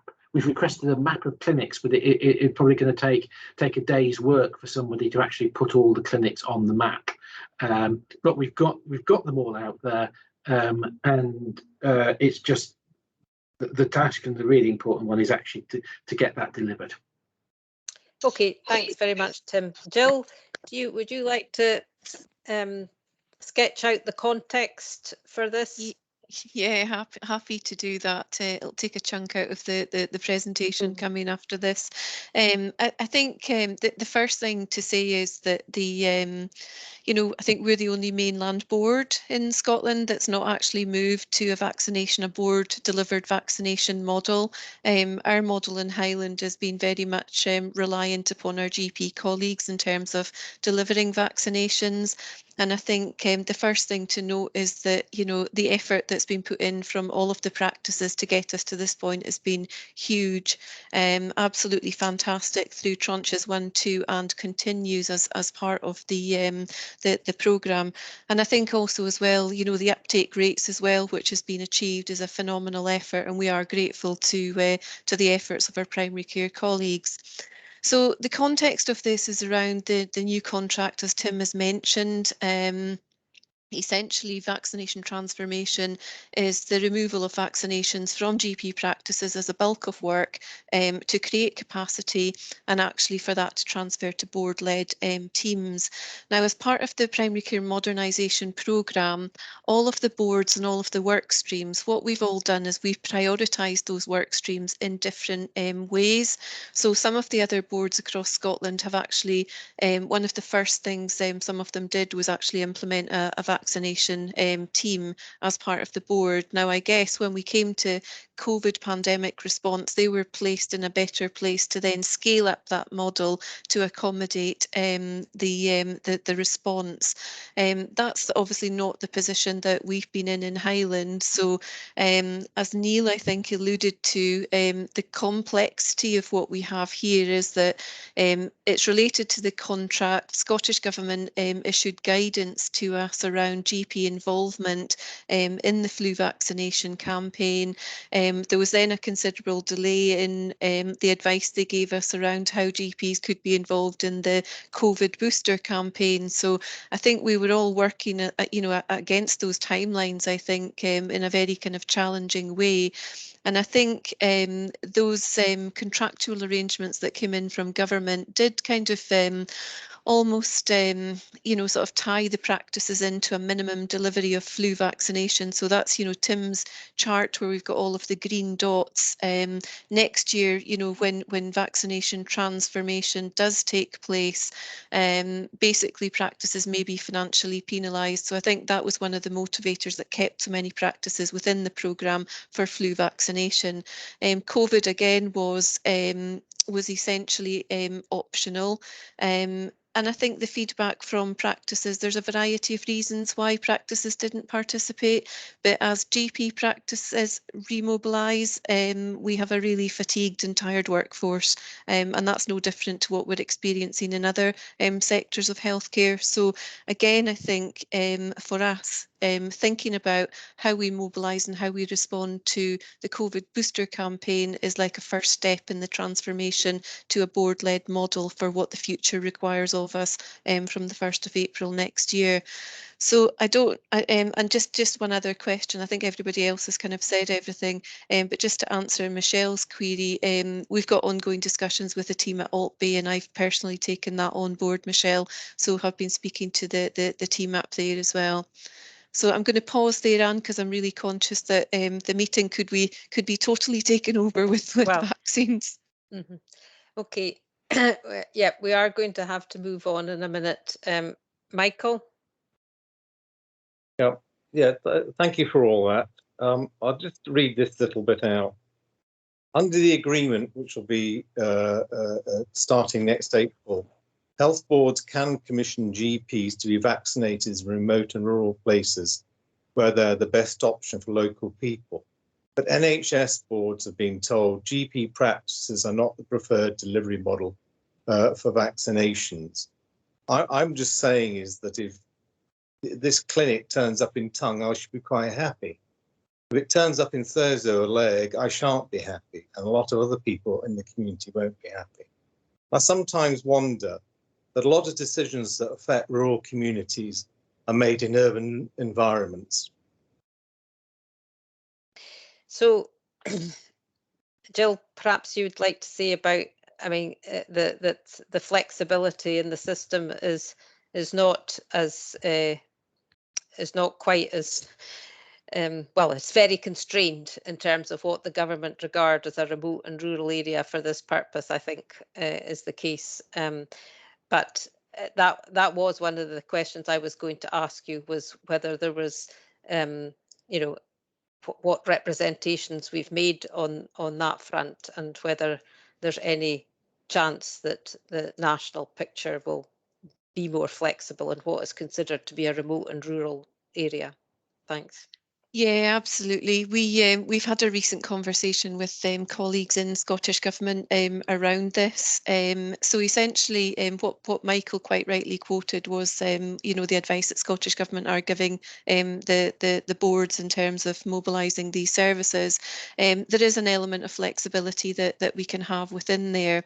So essentially, within the process, so part of the work that's ongoing in the background is to actually develop a plan of what that locality teams could look like as part of an NHS Highland vaccination programme. But within that, there is an option for remote and rural flexibility. So as part of the planning process, we will be required to undertake what's called an option appraisal. So basically, if there is not an alternative or a suitable alternative to a board delivered service, we have the option to continue to commission that service from GP practices. So that flexibility will be built into the planning process as we go forward for the 1st of April. Okay, and just to round off so we can move on, Jill, are there any other sort of significant issues that we need to address in our vaccination transformation programme going forward, other than the one that we've been discussing? I understand, for example, that, you know, there's issues around the school nurse workload, for example. So is this the key thing that we need to address between now and April next year, or are there other issues? Neil, Yeah, sorry, I didn't mention, because I thought that you know, the minutes were accurate, but reflecting back on our last meeting, there was mention made about increasing the school nurse workload relating to vaccination transformation programme. It may well be, and Tim can keep me right here, if public health are directing vaccinations towards school nurses, which would have 2 years ago, 3 years ago, been requested of GPs, that may be the case. But as far as I'm aware, absolutely nothing has gone out of my practice to school nurses. We never have done HPV vaccines, etc. So, but that, whether things change in the future and whether some form of delivery will need to be through school nurses, I'm not sure. But I was just a little bit concerned that people might be thinking that, you know, as a banner headline, GPs offload work to school nurses. That's absolutely not the case. I don't think that was how it was described. Yeah. I think it was described in the context of school nurses need to be doing more useful things. Tim, do you want to respond? Yeah, to just that? a bit. Yeah, the issue is that the entire vaccination schedule is getting larger. So we've got more flu vaccination and COVID vaccination for school-aged children. So that is not a transition from general practice to school nursing at all. It's just the entire body of vaccinations increasing, and the whole principle of VTP is around getting everybody to do what they're most appropriate for. For GPs, it's not vaccination in this particular case, nor is it for school nurses. So and lots of other places have moved away, and as they've developed vaccination teams, that vaccination teams have done the school work as well as the community works. It's just the big volume. Okay, I've obviously, unfortunately, prompted a lot of response here. Linda, and then Louise.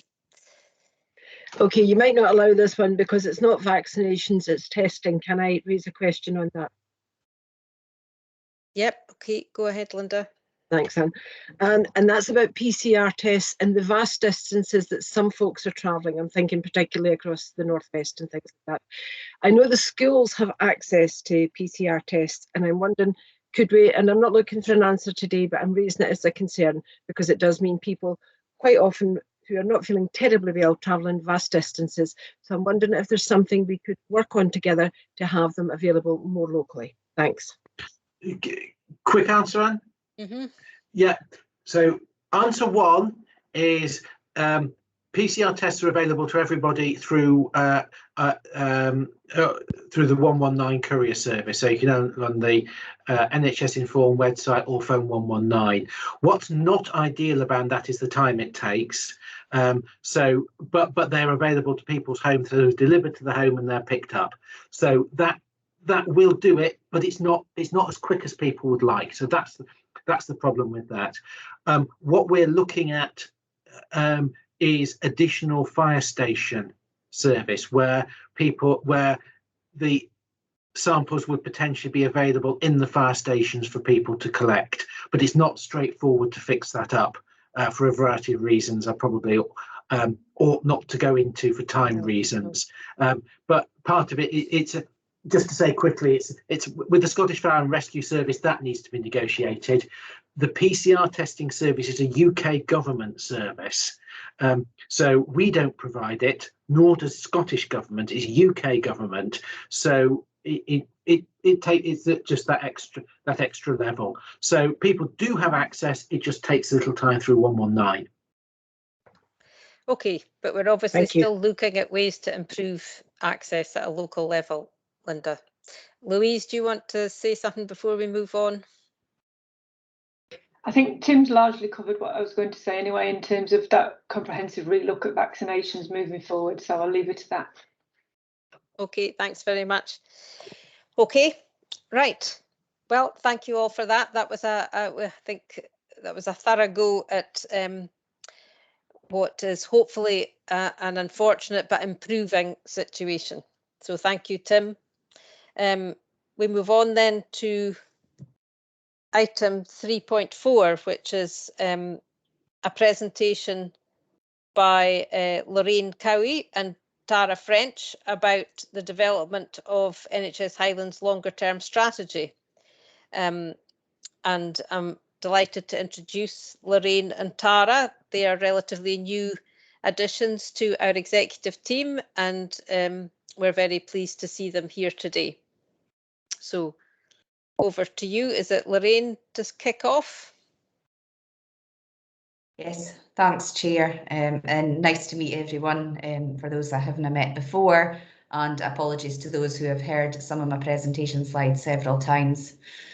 Also apologise in advance, I've got a really bad cold and I keep coughing, so if I do cut off, I'll just have a quick drink and I'll be back with you. It's not COVID, I'm delighted to say. So I'm just going to share my screen quickly. I'll be sharing everything that I shouldn't, like I normally do. So, Tara and I are really been employed really to help lead the strategy across our whole system in Highlands, and we've been working together on quite a number of aspects that will focus on engagement. So I'm just going to give an overview of where we've got to at this stage, and then I'm going to hand over to Tara to speak about engagement and how it fits in with your health and social care plans. So our strategy will take us to 2027 and kind of encompasses everything that we've got as a system, from our porters through to primary care, through to optometry, and it's a whole system approach to how we're going to move towards 2027. And it really is focused on Together We Care. That's going to be the name of the strategy, and building a brighter future for health and care to 2022 to 2027. And the colours will make sense in just a second. And obviously we've had challenges previously, but we must move to the future. Our values will be core to the strategy, and in the engagement sessions and how we do that with our population, our values and how we embed them will be core. So our mission was clearly set out in our one-year strategy. It's about partnering with our communities to improve the health and well-being across our whole region. But why do we need a strategy? Well, we need to have a focus on preventing harm. Tim's obviously spoken to you about vaccinations, but public health is a key area, but also about where patients should be, right place, right care, right time focus as well. We need to work with our communities to develop the services together and develop strong engagement that Tara will take you through. We need to support our people or our workforce so that they all feel part of the strategy. It can't be just Tara and I leading it. Everybody has to take a part in understanding what that means for their future. And we're obviously aware that we've got huge challenges in terms of sustainability and capacity and demand across all our range of services. So how can we change to encompass that moving towards the future? And I think we've heard a lot through iMatter and through engagement that people really want to work together and see a common set of goals and objectives, and the strategy will really set that out. I think what we'll have to remember though is that, you know, the strategy will set that high level vision, but we'll need to have really clear implementation plans and timelines that help us reach that. And that in a way will be more difficult than setting out our vision for the future. Through our board development day, the 5 Ps were a common theme. So what did we need to focus on? Obviously our population, but our people, how we work as a system, how we manage performance, and really looking towards the future in terms of progress and what we can use. And the 15 strategic imperatives are really there as a framework to engage. These are not our objectives for the future. They're just as an aid to how we focus our efforts on that engagement. So our objectives will fall from our engagement. I've covered a bit of that already. So strategy success looks like, I guess, for me and what I've listened to people, obviously it's got our population, our people at the heart, but wrapping around that, we all need to understand how it will be applies to within the services, and I've got other slides that we've done that right the way from appraisal through to board level plans. We need to communicate with people to empower them so that they feel part of it and everybody knows how they translate into their service. That we do develop that wide level engagement across all our systems so that people have got the opportunity where they wish it to engage with it. And we all understand our objectives and that milestones. And a key thing from iMatter is how we manage and measure performance. And we are making inroads into how we do that across our system already, but it will also be applicable in how we reach our 5-year strategy. And that we do encourage innovation and different thinking in terms of how we work towards the future. And the commitment is just everybody must commit to its development and implementation if that's what we set. So I'll hand over to Tara, who'll speak to you about what we're doing in terms of engagement. Thanks, Tara.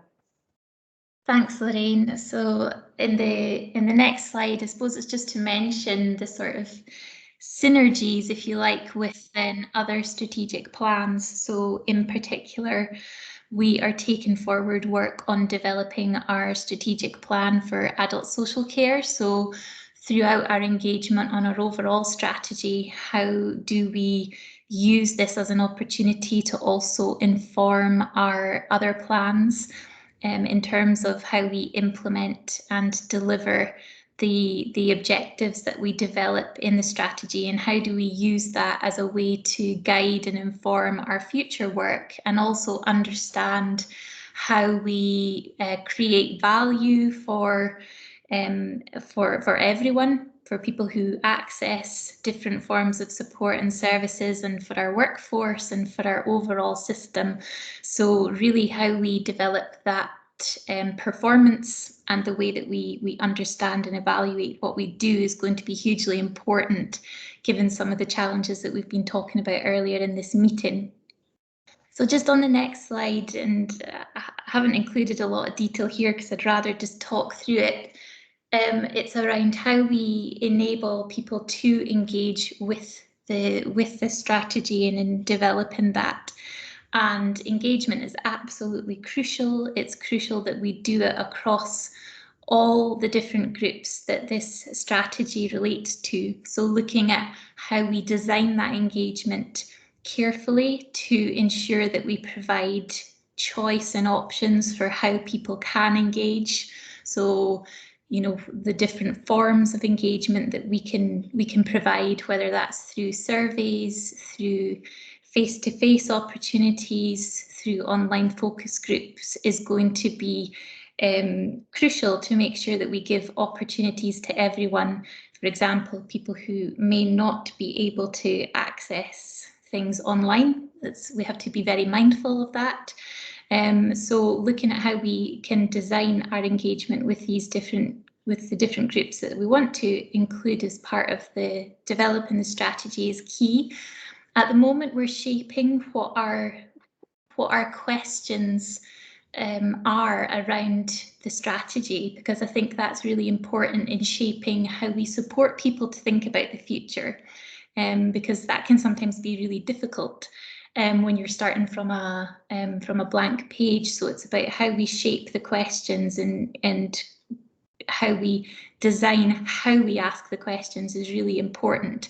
And I think really keen to hear from people around how we design that process to ensure that we can be as inclusive as possible, but also how in support with our partners, how we might also draw on support to engage communities across the Highland region, just to support awareness and our communication, and really giving as much opportunity as possible for people to be involved in this, given the significant importance, and also that, you know, over the next 5 years we're going to see so much change that we really are at a critical moment in the development of this.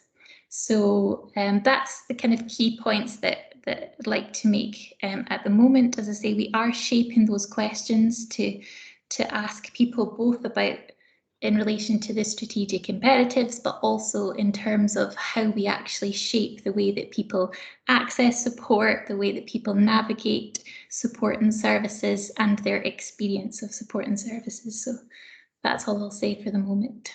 Thank you. Okay, thank you, Tara. Okay, I'll open it up for questions and comments. I've got Wendy and then Michael. Wendy. Hello, everyone. Good afternoon. I wanted to pick up on a couple of things, really. You talk about it's a critical point in terms of your engagement strategic plan. I wondered what patient representative or carer rep do you have, or what conversations have you had so far? And if not, is there any particular reason why? Michael, I'll take you and before I go back to Lorraine and Tara. Yeah, thank you. Yeah, it's interesting. Previously, we talked about communication and the problems regarding that, and how the programs got out. My health centre still hasn't got a website, so where do I get my information from? Now, I've been on this committee, I think, for 4 or 5 years. This is the first time I've heard about this strategy, and I'm a lay representative for patients. So that asks me a question, and I think it does bother me. If I end up going to clinic in Thurso-Lay, that will tell me about engagement, because as far as I can see here, the Scottish Government have made a decision that their preferred choice is not through GPs. Now, I don't know where this local community was being asked about that. It's a decision that's been made and the community have to do it. I think probably in the wider aspect of this is that everybody in this community uses NHS one way or the other. So there are particular groups that specialise in certain things, but it's everybody in the community. So there's a need somehow to communicate with that community about the services that are being offered. And I'll give you an example. I attended a consultation in Raigmore this week, and the lady I was dealing with said, "Oh, can you sign this?" I said, "What is that?" She said, "This is a travel allowance." And I said to her, "Well, I've been for 4 consultations this year, and this is the first time anybody suggested to me there was a travel allowance. I didn't know there was a travel allowance." Now, for a lot of people that have to go to Raigmore, it's a 200-mile round trip. And if you're elderly and slightly infirm, that it is a problem. So they're the issues that need addressing in areas that, you know, maybe these are not the same in Inverness, but these are considerable issues that affect people that live out here. And they're the community that want to be engaged in whatever you're planning with this strategy. Okay, thank you. Who wants to respond? Lorraine, Tara, to both of those points? Yeah, I'm Lorraine? happy. Thanks, Wendy. What we've done with the patient engagement work is we've looked at quite a lot of feedback that's been inputted already from different groups across the system to look at the questions. And the engagement will be with patients and our communities. I guess I'll answer Michael's question within this as well, but we will be coming out to communities to engage with patients systematically and offer a range of opportunities for that. And some of that work that we've been looking at is about what we've learned in Lochaber and Caithness, that engagement is already, and how can we build upon that for what services look like for the future. So the community engagement will be at a local level, but then it's how do we bring that into an NHS Highland perspective for the future. And the website, I'm aware, is being redesigned at the moment. And there is a pilot, I think, or a test of it coming soon. So that should help aid some of the communication issues that we've got.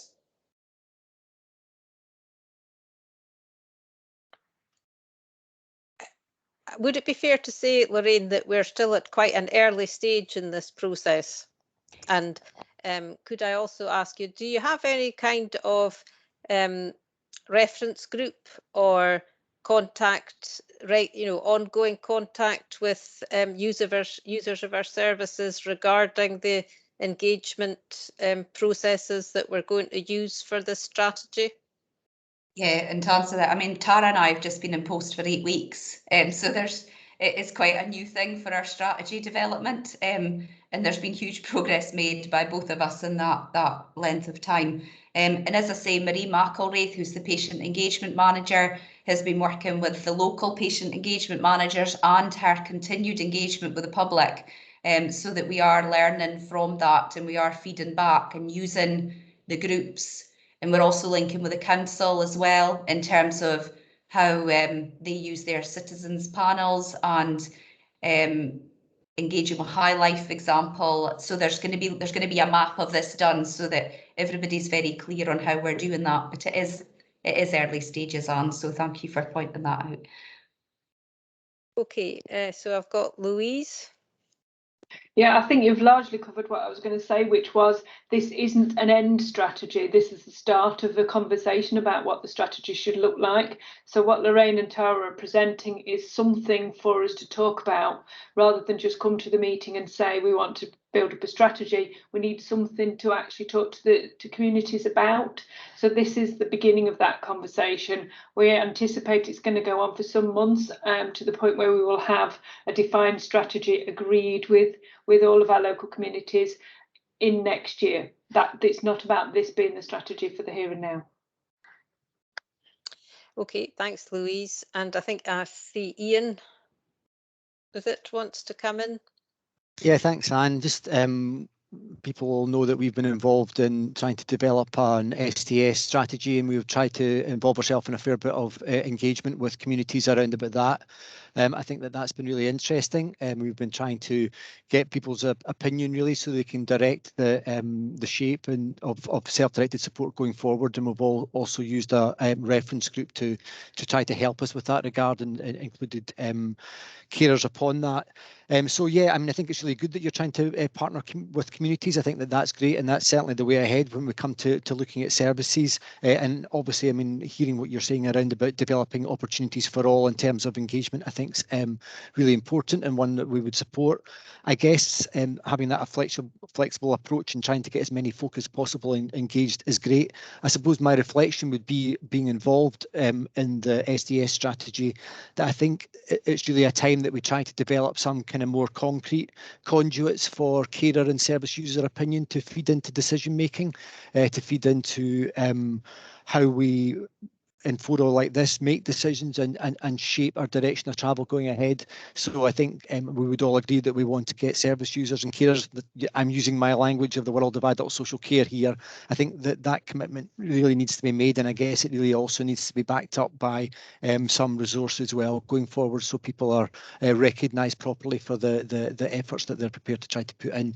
So I think this is a really interesting time at the moment here. I think that there's a willingness both in communities and certainly within services. I think it's changing, but I think we've got to get the terms of reference right and put that kind of engagement on the right footing so that we're able to hear and get people's points of views. Not suggesting it's easy. There's been a bit of work done already, and certainly try to support you with that, as I say, to try to develop those clearer conduits so that we've got something quite tangible and not just a kind of ephemeral survey or something, that we've actually built in the carer opinion and service user opinion into the structure of decision making. Okay, thank you. Thanks, Ian. I think that there's some important points there. Wendy, is that a legacy hand, or did you want to come back in? What I wanted to do is ask the same question that I asked the first time. And as far as I'm aware, you answered around the question. And it would be largely about, it was very specific in terms of what carer engagement you've had.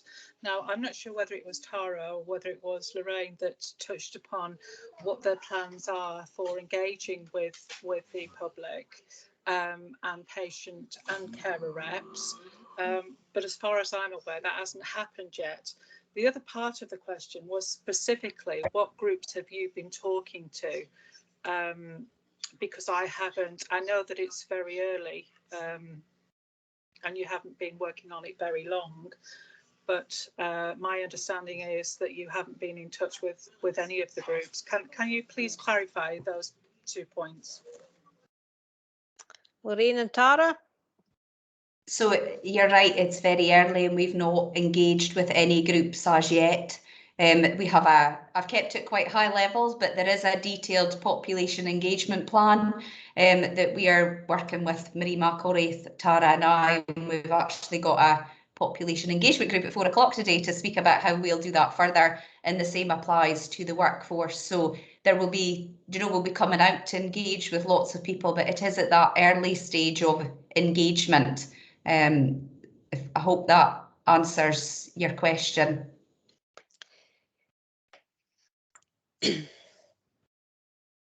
So I think the important thing, Lorraine, is how are people going to find out about what that detailed population engagement plan is, and would there be an opportunity for any of our for people to feed into that population group that is guiding your efforts on engagement, to have, to enable people to give you their views about how the engagement should happen?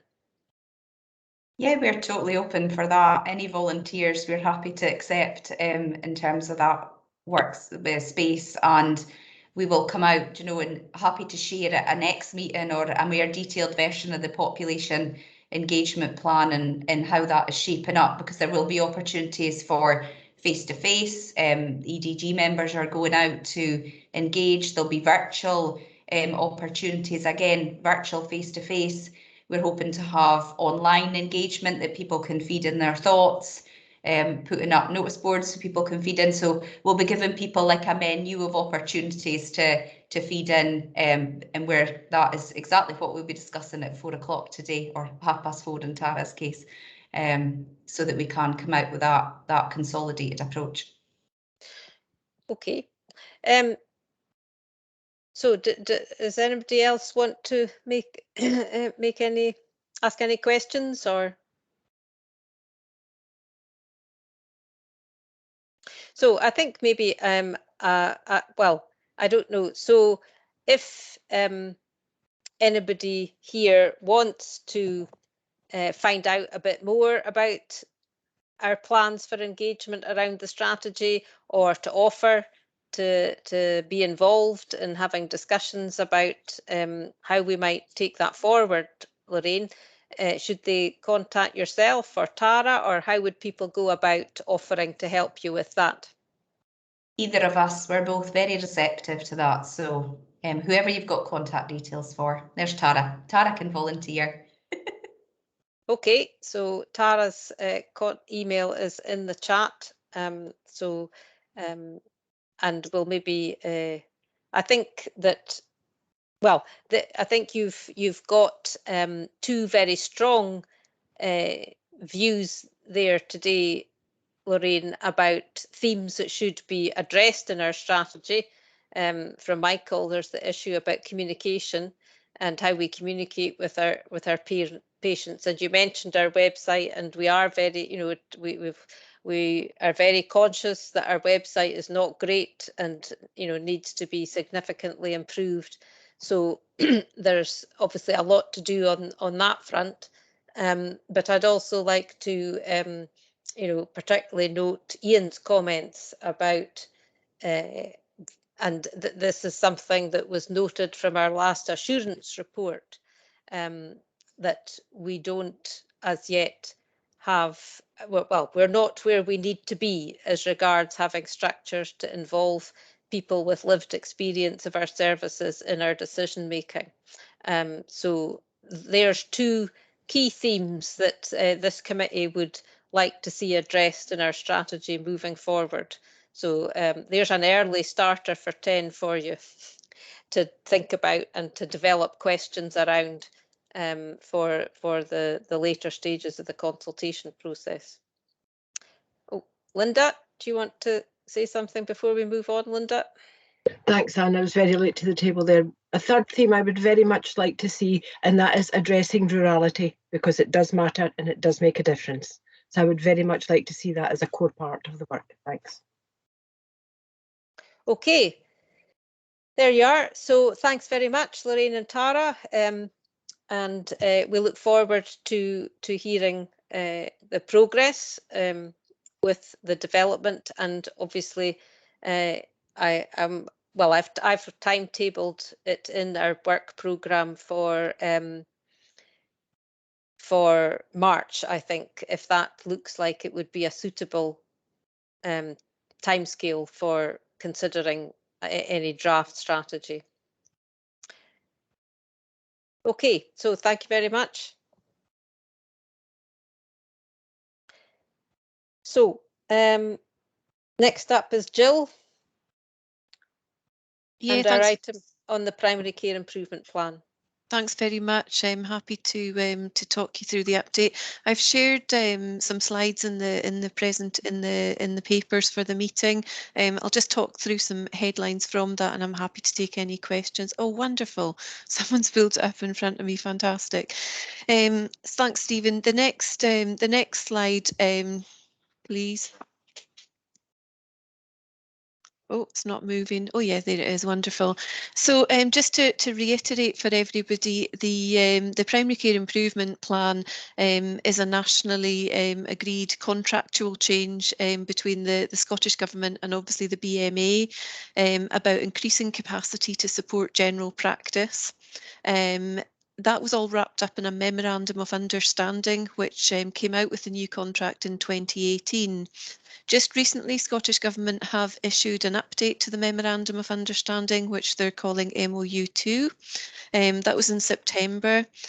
What they've effectively done is extended the date of implementation for the elements of the new contract, and obviously that takes into account our pandemic response and the position we've been in over the past 18 months. Within the Memorandum of Understanding, what Government have articulated are 3 particular areas that they're asking all health boards to focus on within this current financial year and also 2022.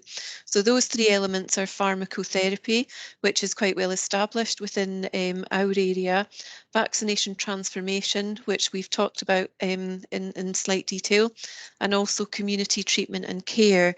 So Government have actually set the direction in terms of what they're expecting us to focus in particular in this year.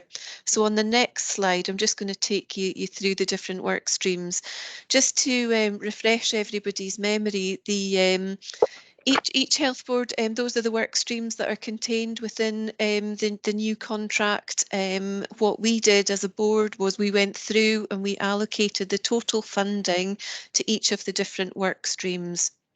So just to share that with everybody, that's the allocations that have been made across North Highland to the different work streams. In relation to mental health, we allocated 500,000 and we've match funded that with 500,000 from Action 15 funding. So just around £8 million of additional investment, which is ring fenced as we come up with our service models, as we implement those service models. What we effectively do is we draw down that funding from Scottish Government. So, Stephen, the next slide. In relation to pharmacotherapy, that's one of the priority areas. It's probably one of our most established work streams across North Highland. We have a model of one whole-time equivalent pharmacist to 5,000 patients. We've got a very practice-centric approach to this, whereby we've got pharmacists working at a very local practice level. That was one of the principles that was really important for our GP subcommittee, was to have those local services attached to local practices. So because it's a priority within the Memorandum of Understanding, what we're currently doing is looking at the input that we currently have to practices. We're looking at the activities that those clinical pharmacists do. We've got a plan to recruit pharmacy technicians to work alongside the clinical pharmacists to complement the work that they do. There's quite a lot of work that's already ongoing around high-risk medicines within practices, but there's also going to be a focus across our practices on involving our pharmacists more in long-term condition management, working alongside our GP practices. So as I said, that's one of the most embedded work streams that we have, and really good feedback that we've received from our GP colleagues around that service. So the next one is in relation to first contact physio. Sorry, Stephen, I think there's a diagram that will come up with this slide. Maybe eventually. Yeah, so that service, we're in the process of still recruiting to the service. So 49 out of our 65 practices have got a full service where we've got physiotherapists working alongside the GPs. 12 have got a partial service and 4 are to be recruited to, and that's just because of the recruitment. It's taken us some time to get to the full complement of staff. The team have been doing a survey of satisfaction around people's experience of the service, and I'm not going to read them, you'll be glad to know, but some of the feedback is there within that slide. So again, a fairly well embedded service, which now we're getting some good feedback in terms of the benefit of that. So the next service, just to talk about in a bit more detail, is the community link worker, I think, is the next one. Yeah, well done. So in essence, what we've done in North Highland, this has been led by Cathy Steer, who's been the work stream lead for this from Public Health. The scheme that we're looking to implement is a contract through Support in Mind. We've looked at the most highly deprived practices. We've got 29 practices that are going to benefit from this, and the team is currently mobilising, implementing the service, and recruitment is currently underway. So again, that's fairly well developed, and we've managed to keep the procurement of that ongoing through our pandemic response, and grateful to Cathy and her team for that. The next slide talks about mental health. So that's an area of focus where we've been able to kind of make some significant progress over the last 6 months, and grateful to Arlene Johnson and her team in supporting this work. As I've said, we've matched funded primary care improvement money with Action 15. We've appointed a team lead who's actively engaging with all of the practices at the moment. We've agreed a service model with our GP sub-colleagues, and that's that's a mix of band 6 and band 3 nursing posts, and we're currently just about to go out to, we are out to recruitment I think for the band 6s, and we're about to go out to recruitment for the band 3s.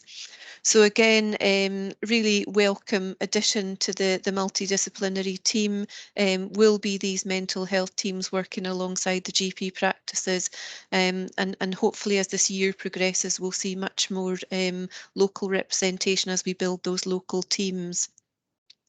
So the next slide talks about vaccination transformation. I don't think I need to say anything more upon that, other than you know, it's nationally agreed that this is an area of activity that should transfer to board services. We're currently doing some work in the background with the vaccination programme team to look at what that service model should look like for Highland, with those local vaccination teams in place.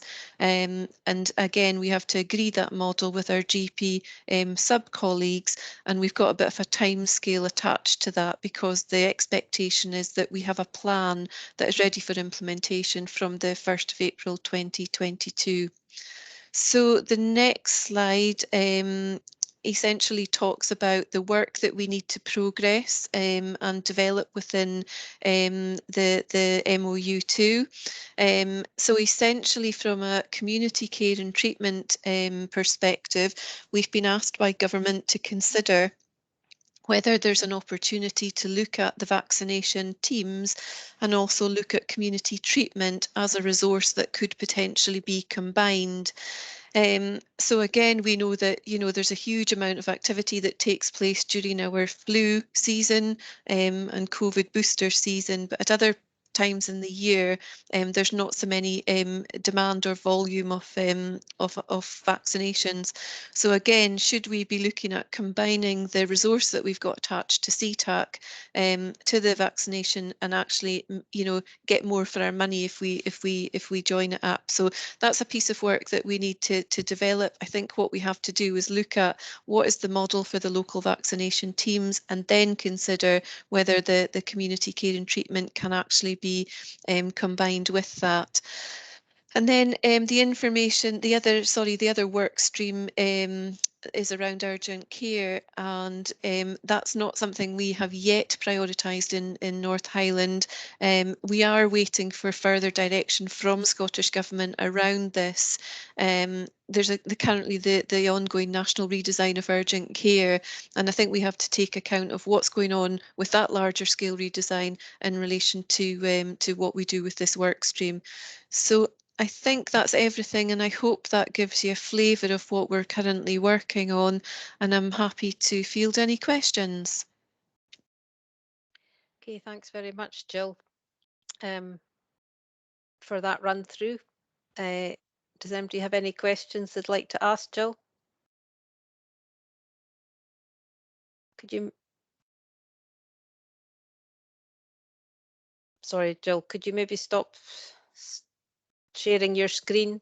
I think it's Stephen. I have no control. Stephen? Oh, sorry. Right. Okay, it's Stephen. Yeah, apologies. Right. Great. Okay. Thanks. Sorry, I couldn't see everybody's hands. That's better. Okay. Thanks. Okay. So I've no idea who was first. I'll go first to Michael and then to Jerry. Yeah, I thought it was a bit funny that Jill's got no control over Stephen. I thought that was very funny. You put out the contract earlier this year for £1.5 million for community link workers. I just wondered how many community link workers there are in North Highland. And I remember earlier that Simon mentioned flexibility to community. I'm a great believer there's a huge resource in the community, and that's not being tapped at the moment. And I'm just wondering with this community link workers programme, whether that might be widened for other disciplines. Okay, I'll take Jerry and then I'll come back to you, Jill. Thank you very much, Jill. Just it's a really a general question, and it was interesting. I think it was Lorraine mentioned something similar. What have we set out, or what are set out nationally, maybe as well, as the key success factors for the whole primary care improvement programme in terms of, so how will we actually say that, yeah, we have implemented A, B or C, and this is our measure of success regardless of what the particular branch that we're looking at? Yeah, so I'll come back to the point about community link workers first. So Michael, there's 29 practices that are going to benefit directly from the service that we've been commissioned, and those are the practices with the higher rates of deprivation. What we also have to do is each year we have to make a submission back to government to say what we've done with the work stream and where the gap is. So you're quite right in terms of the community assets out there and how do we actually take this model and then extend it across all practices. And what we've said to Scottish Government, we've put a cost associated with that. So in order to extend it further, that will cost us X amount of money, and that's what we've made the request back to government for. But you're absolutely right. I think the whole ethos of the service is to community, to link workers, to develop the assets and link in with the local assets that are already there to support self-management. So and Kathy's also been looking at some of the rural practices, and is there something that we can do to pilot some of this in the practices that haven't actually been selected as part of the programme. So there is further work ongoing around that, and they've also been successful in attracting some evaluation funding to do an evaluation with UHI around this as well, which is really, really good. So a lot of work there. Yeah, measures of success. So ultimately, we're looking at a programme here that's supposed to support the resilience of general practice, increase capacity within multidisciplinary teams. So I guess when you look at the full implementation, the broad headlines are there around the work streams that are to be implemented. I guess the way that they've done it in Glasgow is different to the way that we're approaching it in Highland. I think part of the challenge we have is essentially we've got a massive geography to cover. So, you know, we keep feeding back to government that actually £500,000 across a work stream in Highland doesn't actually go very far. But we do have this opportunity to feed back on an ongoing basis, you know, additionality in terms of if we were to extend our pharmacotherapy model, you know, if we invested another £1 million, it would buy us X amount and we could do more. So I guess it's about maintaining and supporting that ongoing resilience of general practice as a sector in the service.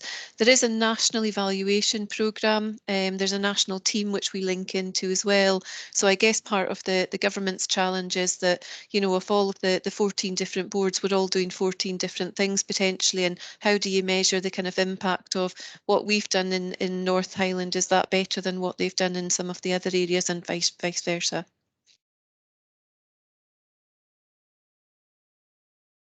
Okay, could I rather cheekily ask, and I wouldn't expect anybody to answer unless they feel it, would success to us look the same as success to a GP practice?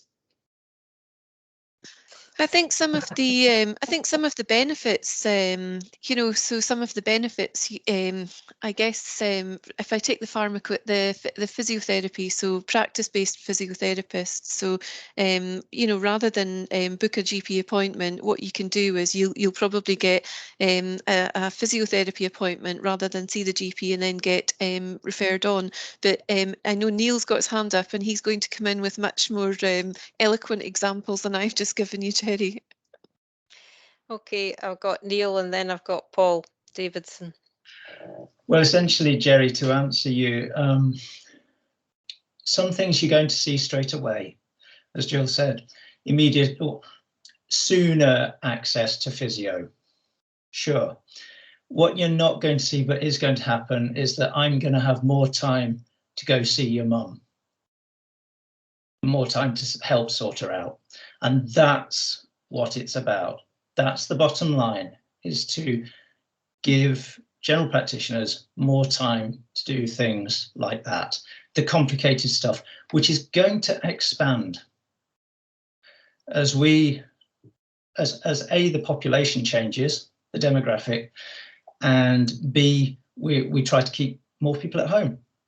So that's the nub of it. I'd like to say there's a couple of comments, if I might be allowed a minute. Yeah, the pharmacotherapy is really good. It was driven, I think, in South and Mids, and it's then been expanded North and West, and it is good. We've had a good service. There are still places that would like a bit more of a service or a service. The original idea, and we're going to have to come back to this idea that the whole thing has had to develop or been developed over time. For example, it would be great to have pharmacists embedded in practice. And we had that to start with. But we've had to relax a little bit on that. And our local pharmacists in Lochaber are developing a hub system. That's not what was in the first MOU, but we've agreed to it, or the town practices have, who at one point had a practice, a pharmacist in practice all the time. Now she's not there quite all the time, but we've still got plenty of access. But the point is, hopefully, that the outlying practices in Lochaber, the area that I represent on the LMC, for instance, they're going to have more of an access. So there's more equity. So we have to be flexible in order to get some equity around the place. First contact physio, great, and as patients, people I think see that. I only have a personal little caveat there. I'm a little bit worried, and I think it may come into Louise's report later, that there might be an impact on the general physio provision. A, movement of staff, and B, that people expect people to be seen in the practice rather than come along to the general physio. But there are movement of patients between the two. So my SCP, brilliant, will refer on to the general physio team as necessary. My final sort of note of concern, if you like, and I think Jill's kind of touched on it obliquely, and I have brought it up myself at GP sub and LMC, is the idea of deprivation, because you need I don't understand it completely, but I think you need a certain number of people to hit a deprivation score. And we all know very deprived areas, which are not necessarily in that 29 or 49 in receipt of a practitioner. So there needs to maybe be a bit of word of the century nuance around that. So those are just the comments. Okay, I'm going to bring in Paul before I come back to you, Jill, to round this off. Okay. Yeah. Did you want to make a comment, Paul? Thanks, Anne. I mean, Neil has very succinctly described how it feels from a practice, and Jill's presentation covers the breadth of the programme. This is a national programme in support of a national contract, and as a board, we do have to implement this, but not in isolation, in conjunction and in discussion with the GP subcommittee in particular. And I just wanted to acknowledge the efforts and of engagement that we've undertaken, and GP Sub has given us a huge amount of their time over the last 3 years to get to where we are. But it is a journey, and there's no doubt we've got a long way to go on that journey. And some of the gaps are because we don't have enough funding, but fundamentally some of the gaps are because we can't get the staff at the rate that we would like to get the staff to place into areas. And we've heard that in the vaccination programme, for example. But in general, the programme is moving along. It's got a proper structure in place with the modernisation board, teams, and then work streams. There's good engagement from all parties, and we're trying to get to a place where we can implement the new contract in a way that doesn't alienate people, that engages with people and takes into account their opinions. But it is a journey, and we're only halfway there. Thanks, Jill.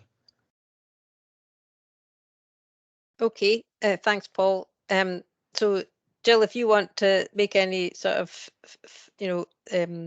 comments in response to what's been said to round us off, just maybe if you could also, I mean, I was particularly pleased to see that some of these resources were being allocated with deprivation in mind, but I think Neil's point is very relevant. And so if you do know whether it was the more rurally appropriate CEP index as opposed to the SIP index, which might be a bit technical for some of us, that it would be helpful if you could say a little bit about how we were how we were assessing deprivation. Thanks. Yeah, I noticed someone else has popped their hand up there. I don't have the detail about what methodology was used on, but I'm more than happy to find out and share that, unless Tim might know, because it was a public health team that led on it. But yeah, I mean, this is, you know, it's a really complex programme of work. I think we've made significant progress despite being in pandemic response mode. We only stood down the programme for 3 months. We continue to plan in the background to continue to move some of the work streams forward. We're very clear on what our priorities are for the next year and what the expectations of government are, but also, as Paul said, to sensitively move towards local models of care that are actually agreed by all of our stakeholders and benefit the North Highland population. I'm more than happy to come back on a regular basis and give you updates in terms of how we progress this. Okay, thanks. Mari, did you want to come in on the deprivation? Yeah, thanks. And it was just to pick that point up. I was involved in it, and as far as I can recollect, we used the full SEP rather than just the deprivation scale. What I would say is that I agree wholeheartedly with the fact that we do need to remember that rural deprivation does manifest in a different way, and we can't rely on SEP. Having said that, I do think there are times in Highland as we use that as an excuse to prevaricate. And actually, we need to acknowledge that this is the first stage of this rollout, and actually the next stage then is to tackle how do we think about that, because bearing in mind that a link worker project has to link in to areas where we know we've got services that will work with those with that project. I think that we need to recognise that there needs to be more done to roll this out, particularly into our rural areas. But in doing so, we've got to make sure that we do that sensitively and sensibly, that there are organisations and activities and resources that we can actually make use of when we put those link workers into place as well. So there's a lot connected to this. This is only the beginning of a journey, I would say, rather than a middle or an end. Okay, thanks very much. And thanks very much to you, Jill, for bringing us up to date with where we are with that programme. Thank you. Okay, I'm very conscious of time and that I haven't been able to, because of that, to give you a break so far. So I'm going to item 3.6. I'm going to ask for you to help us here in terms of, if you have any detailed comments to make on the report, could you please submit those after the meeting, and Louise, we can decide who we should send any detailed comments like that to. I would like to spend the bulk of the rest of our time on the Chief Officer's report. The annual performance report is looking backward over the past year, and whilst there's a lot to acknowledge in that, we have already, I think, done quite a bit at the committee in terms of acknowledging and hearing how services have or have not continued during the pandemic. So I'm going to ask you to try and get us through item 3.6 quite quickly so that we can spend the bulk of the rest of our time on the Chief Officer's report. So I know, Louise, that I did ask you to introduce this item in some detail, but maybe you can quickly adapt your thinking there and do quite a brief introduction to this item. Thanks. Absolutely. So in terms of the annual performance report, I am going to very quickly put up 2 slides. I'm not going to go through the contents of the slides, but I am just very quickly going to put those up so that they can give you some headlines, really. Hopefully that has come through. Have you got the slides there in front of you? Yes. Yeah, brilliant. Okay, so looking back from April 20 to 21, this is the period that the report refers to. And as Anne said, this is a look back. Clearly, the idea of this is to have a reflective look at everything that's happened over the last year. Equally, we have to take this on the lens that this has been a pretty, hopefully, relatively unique year because of everything that's happened with COVID, etc. And we need to have it with that focus. But there have been developments, there have been things that have moved forward in that time, but equally we know there's a heck of a lot more to do. So I think I would like people to take this report with that understanding that this is our position as we've had it. We have put in some examples in the report of some positive feedback, but equally we know there are challenges, there are things that we need to be doing differently. So I'm not going to go through those slides at length, but happy to take comments. And in terms of the way forward, the future is some of the things that were talked about earlier in terms of that getting a really clear strategy and understanding of the direction that we need to go in. And in terms of this type of reporting, I'm very keen that we're actually month on month are looking at what we're doing, not just at the end of a year. And really that we need to get to that greater understanding of what's happening in the here and now, what's happened for the last month, and what our next direction is and how we improve. So the way ahead is very much about changing that focus, forward looking, but also coming up with the strategy that we can work to. So I'm not going to say any more than that, but I'm more than happy if people want to take one or two questions if Anne wishes to, but if not, I'm more than happy for people to email directly to me with any comments on the report. Okay, thanks very much, Louise. Did anybody, is there anything that anybody would like to make a comment on at the moment? You know, a general, broader comment rather than something of detail?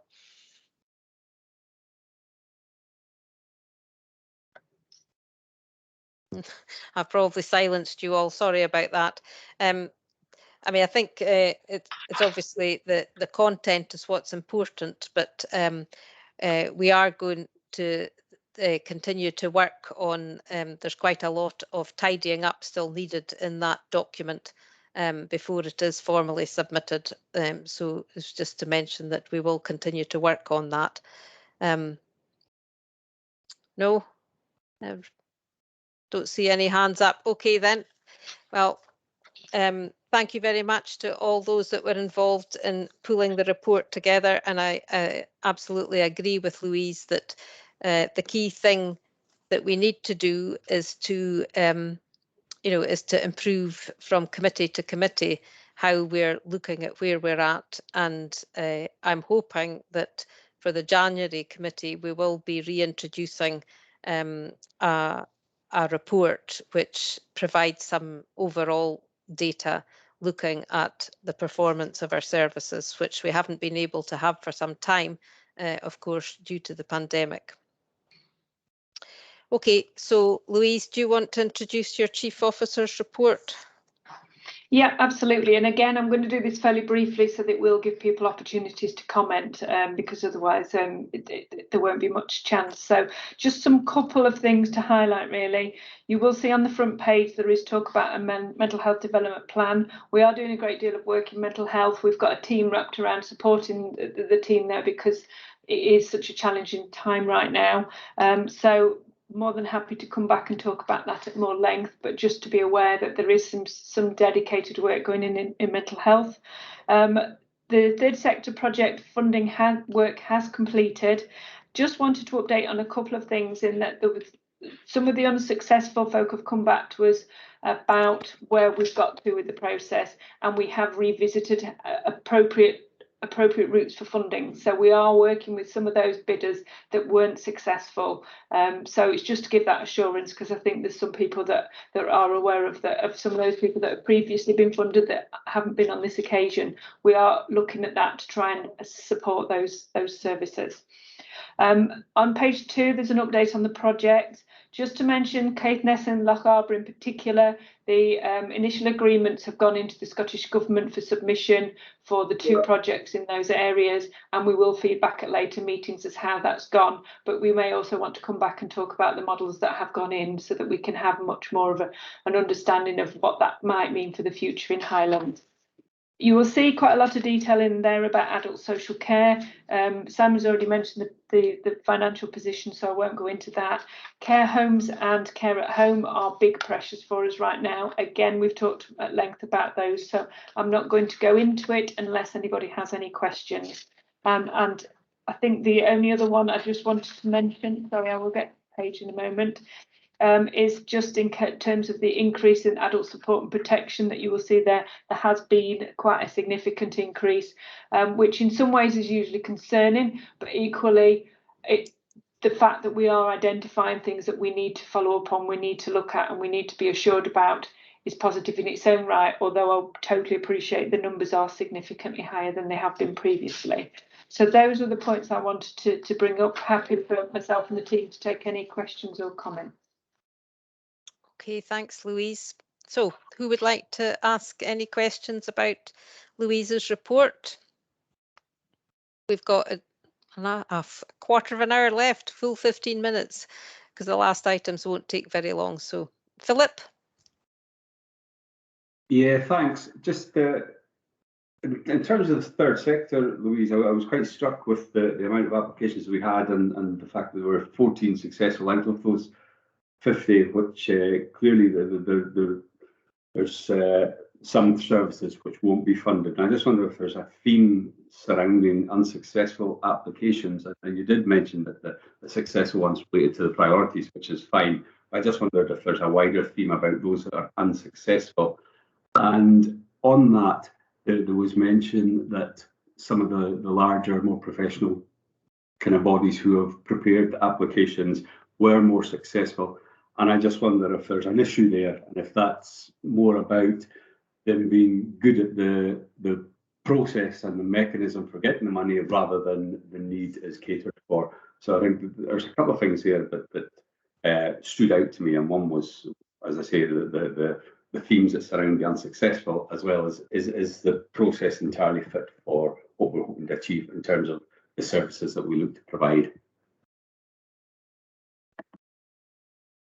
Okay. I also was would have been interested to, or would be interested, maybe in your next report, Louise, to get a bit more detail about, some of this, for example, things like out of the ones that were successful, how many had been funded before, how many were new, how this is relating in terms of where we want to take our service, in terms of what was, just a bit more of a story about the outcomes of the process, I guess. But do you want to, can you respond to Philip's questions just now, or? Yeah, absolutely. And in terms of themes, I don't think there was one single theme, Philip. It was quite broad, because as you'd anticipate, there would be a huge variety of different people put in. And there were, as I say, there was a small number of people that had been successful previously that weren't on this occasion, but equally there were some new people that hadn't received money before. So it was quite a mixed picture. And I think in response to Anne, it probably would be helpful if we brought back some more detail about what that looks like, because to pick out some themes is quite tricky in just in this sort of conversation. I do think there is a bit of an issue about people being more capable of going through this process because of their understanding, and maybe the capacity to do it, etc., which may have seen some people fall by the wayside, which is why we've revisited some of them. There was also one or two that we actually felt maybe needed appropriately funding, but maybe this wasn't the appropriate route. So some of them, it was about, we were providing care for people, so we should be providing money for them to provide the care in a different SLA type route anyway. So there were one or two that we are funding, but not via this route. So there's quite a mixed picture of what's happening there.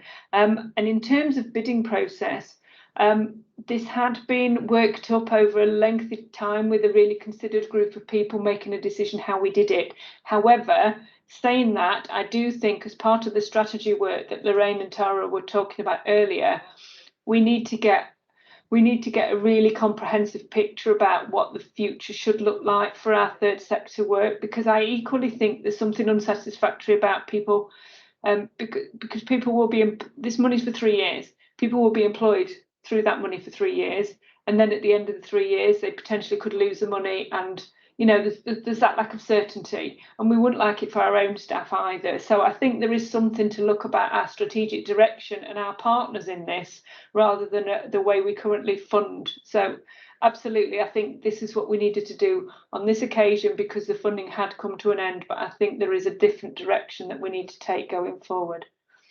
Does that answer okay, Philip? Mari? Thanks, Anne. Sorry.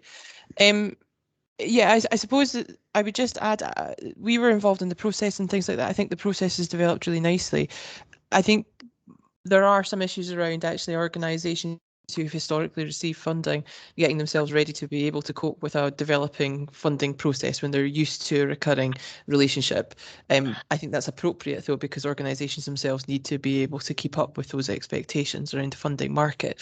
I do think though there's a longer term consideration for the board, I guess, specifically about whether or not the total envelope of investment is what you want it to be to achieve what you want from the third sector. I think that is a separate issue from the team that we're looking at this, particularly in light of the discussion around the link workers as well. And the more that we have link workers directing people to services, the more services we're going to have with capacity to deal with that. And that will potentially put pressure on what's available there. So I think that there is a challenge to some extent, with all due respect, back to the NHS Highland Board about whether or not the envelope that's provided for investment meets your expectations and your aspirations around the involvement of the third sector in delivery. I hope that's not too rude to do that, Chair. It's not rude at all. I think there's a real issue there, and I think that what Louise has said is absolutely on the button, is that we need to think this about this in a strategic commissioning context, and consider again whether we need a different approach to the one that we're currently taking. And as this lot of funding is for 3 years, we've got a reasonable amount of time to do that. But I am conscious also that I think there's other tranches of funding for other organisations under consideration as well. So we need to think about how we feed any learning from this one into those commissions too. So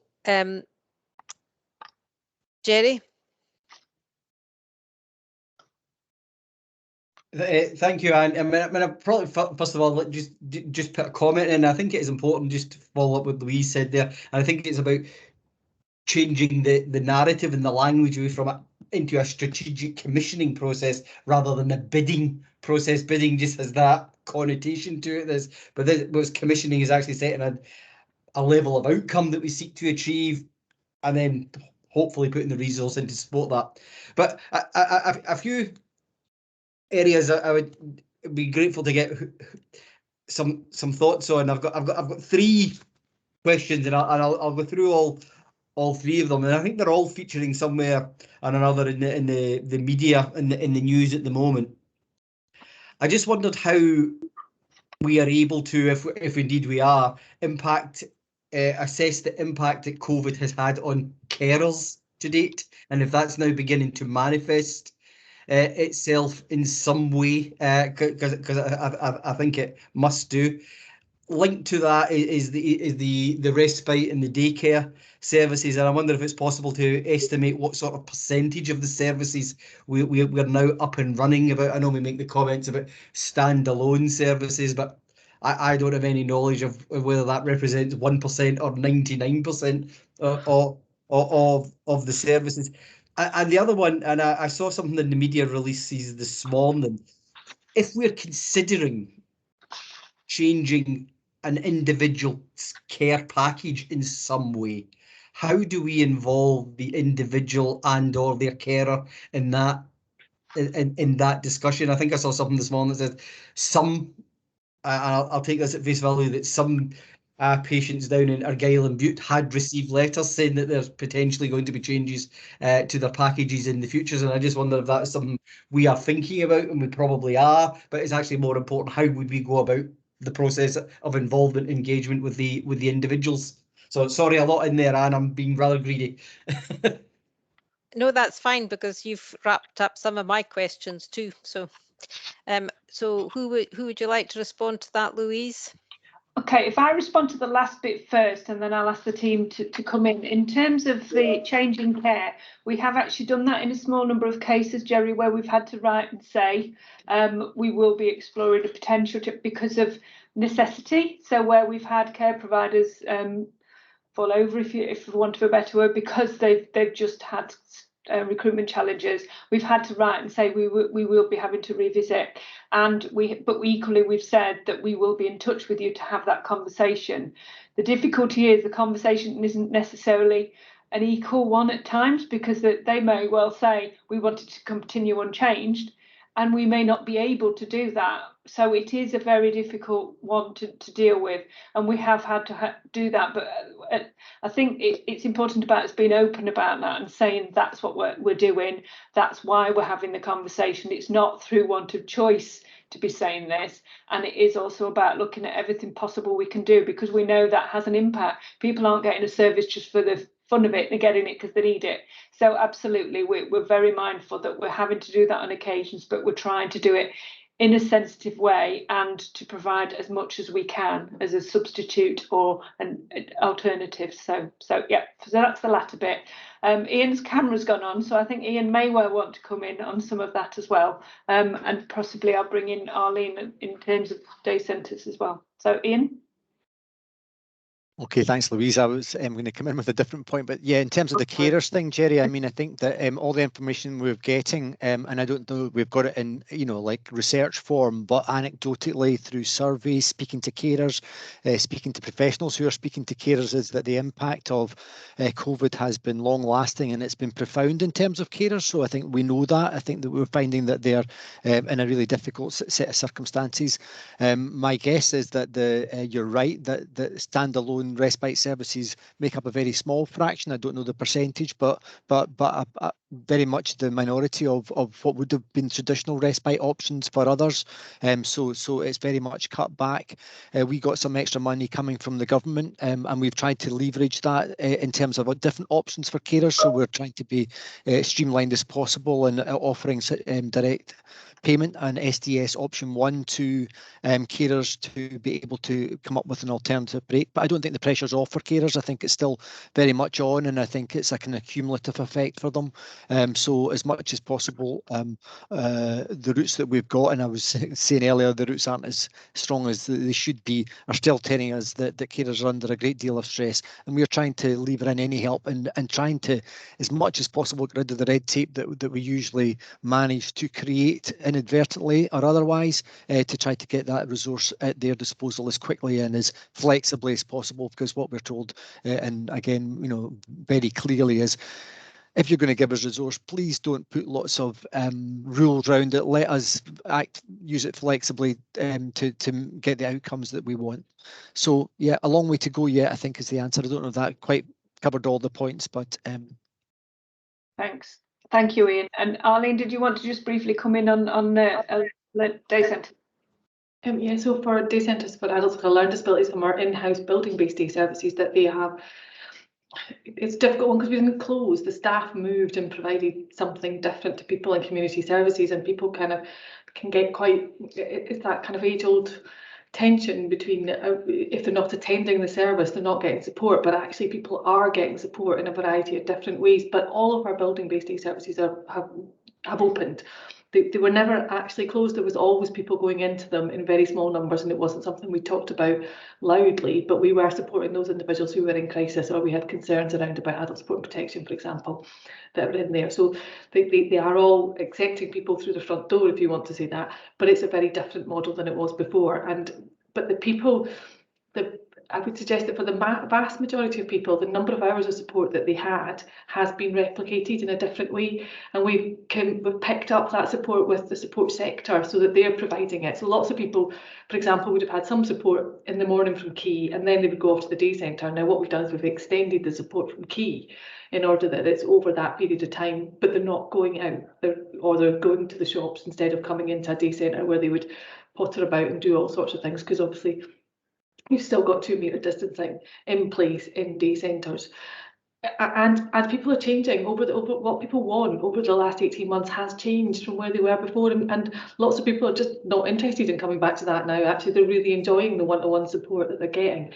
The difficulty with that, and where we've not been able to deliver it, is that the support sector are really struggling to recruit. So we might be asking them to provide individuals with more support or to replicate that support, and they can't get the recruitment done. And that goes back to the conversation that you started the meeting with around about care at home and our abilities, and those same conversations that you have about care at home are just as pertinent within the support sector.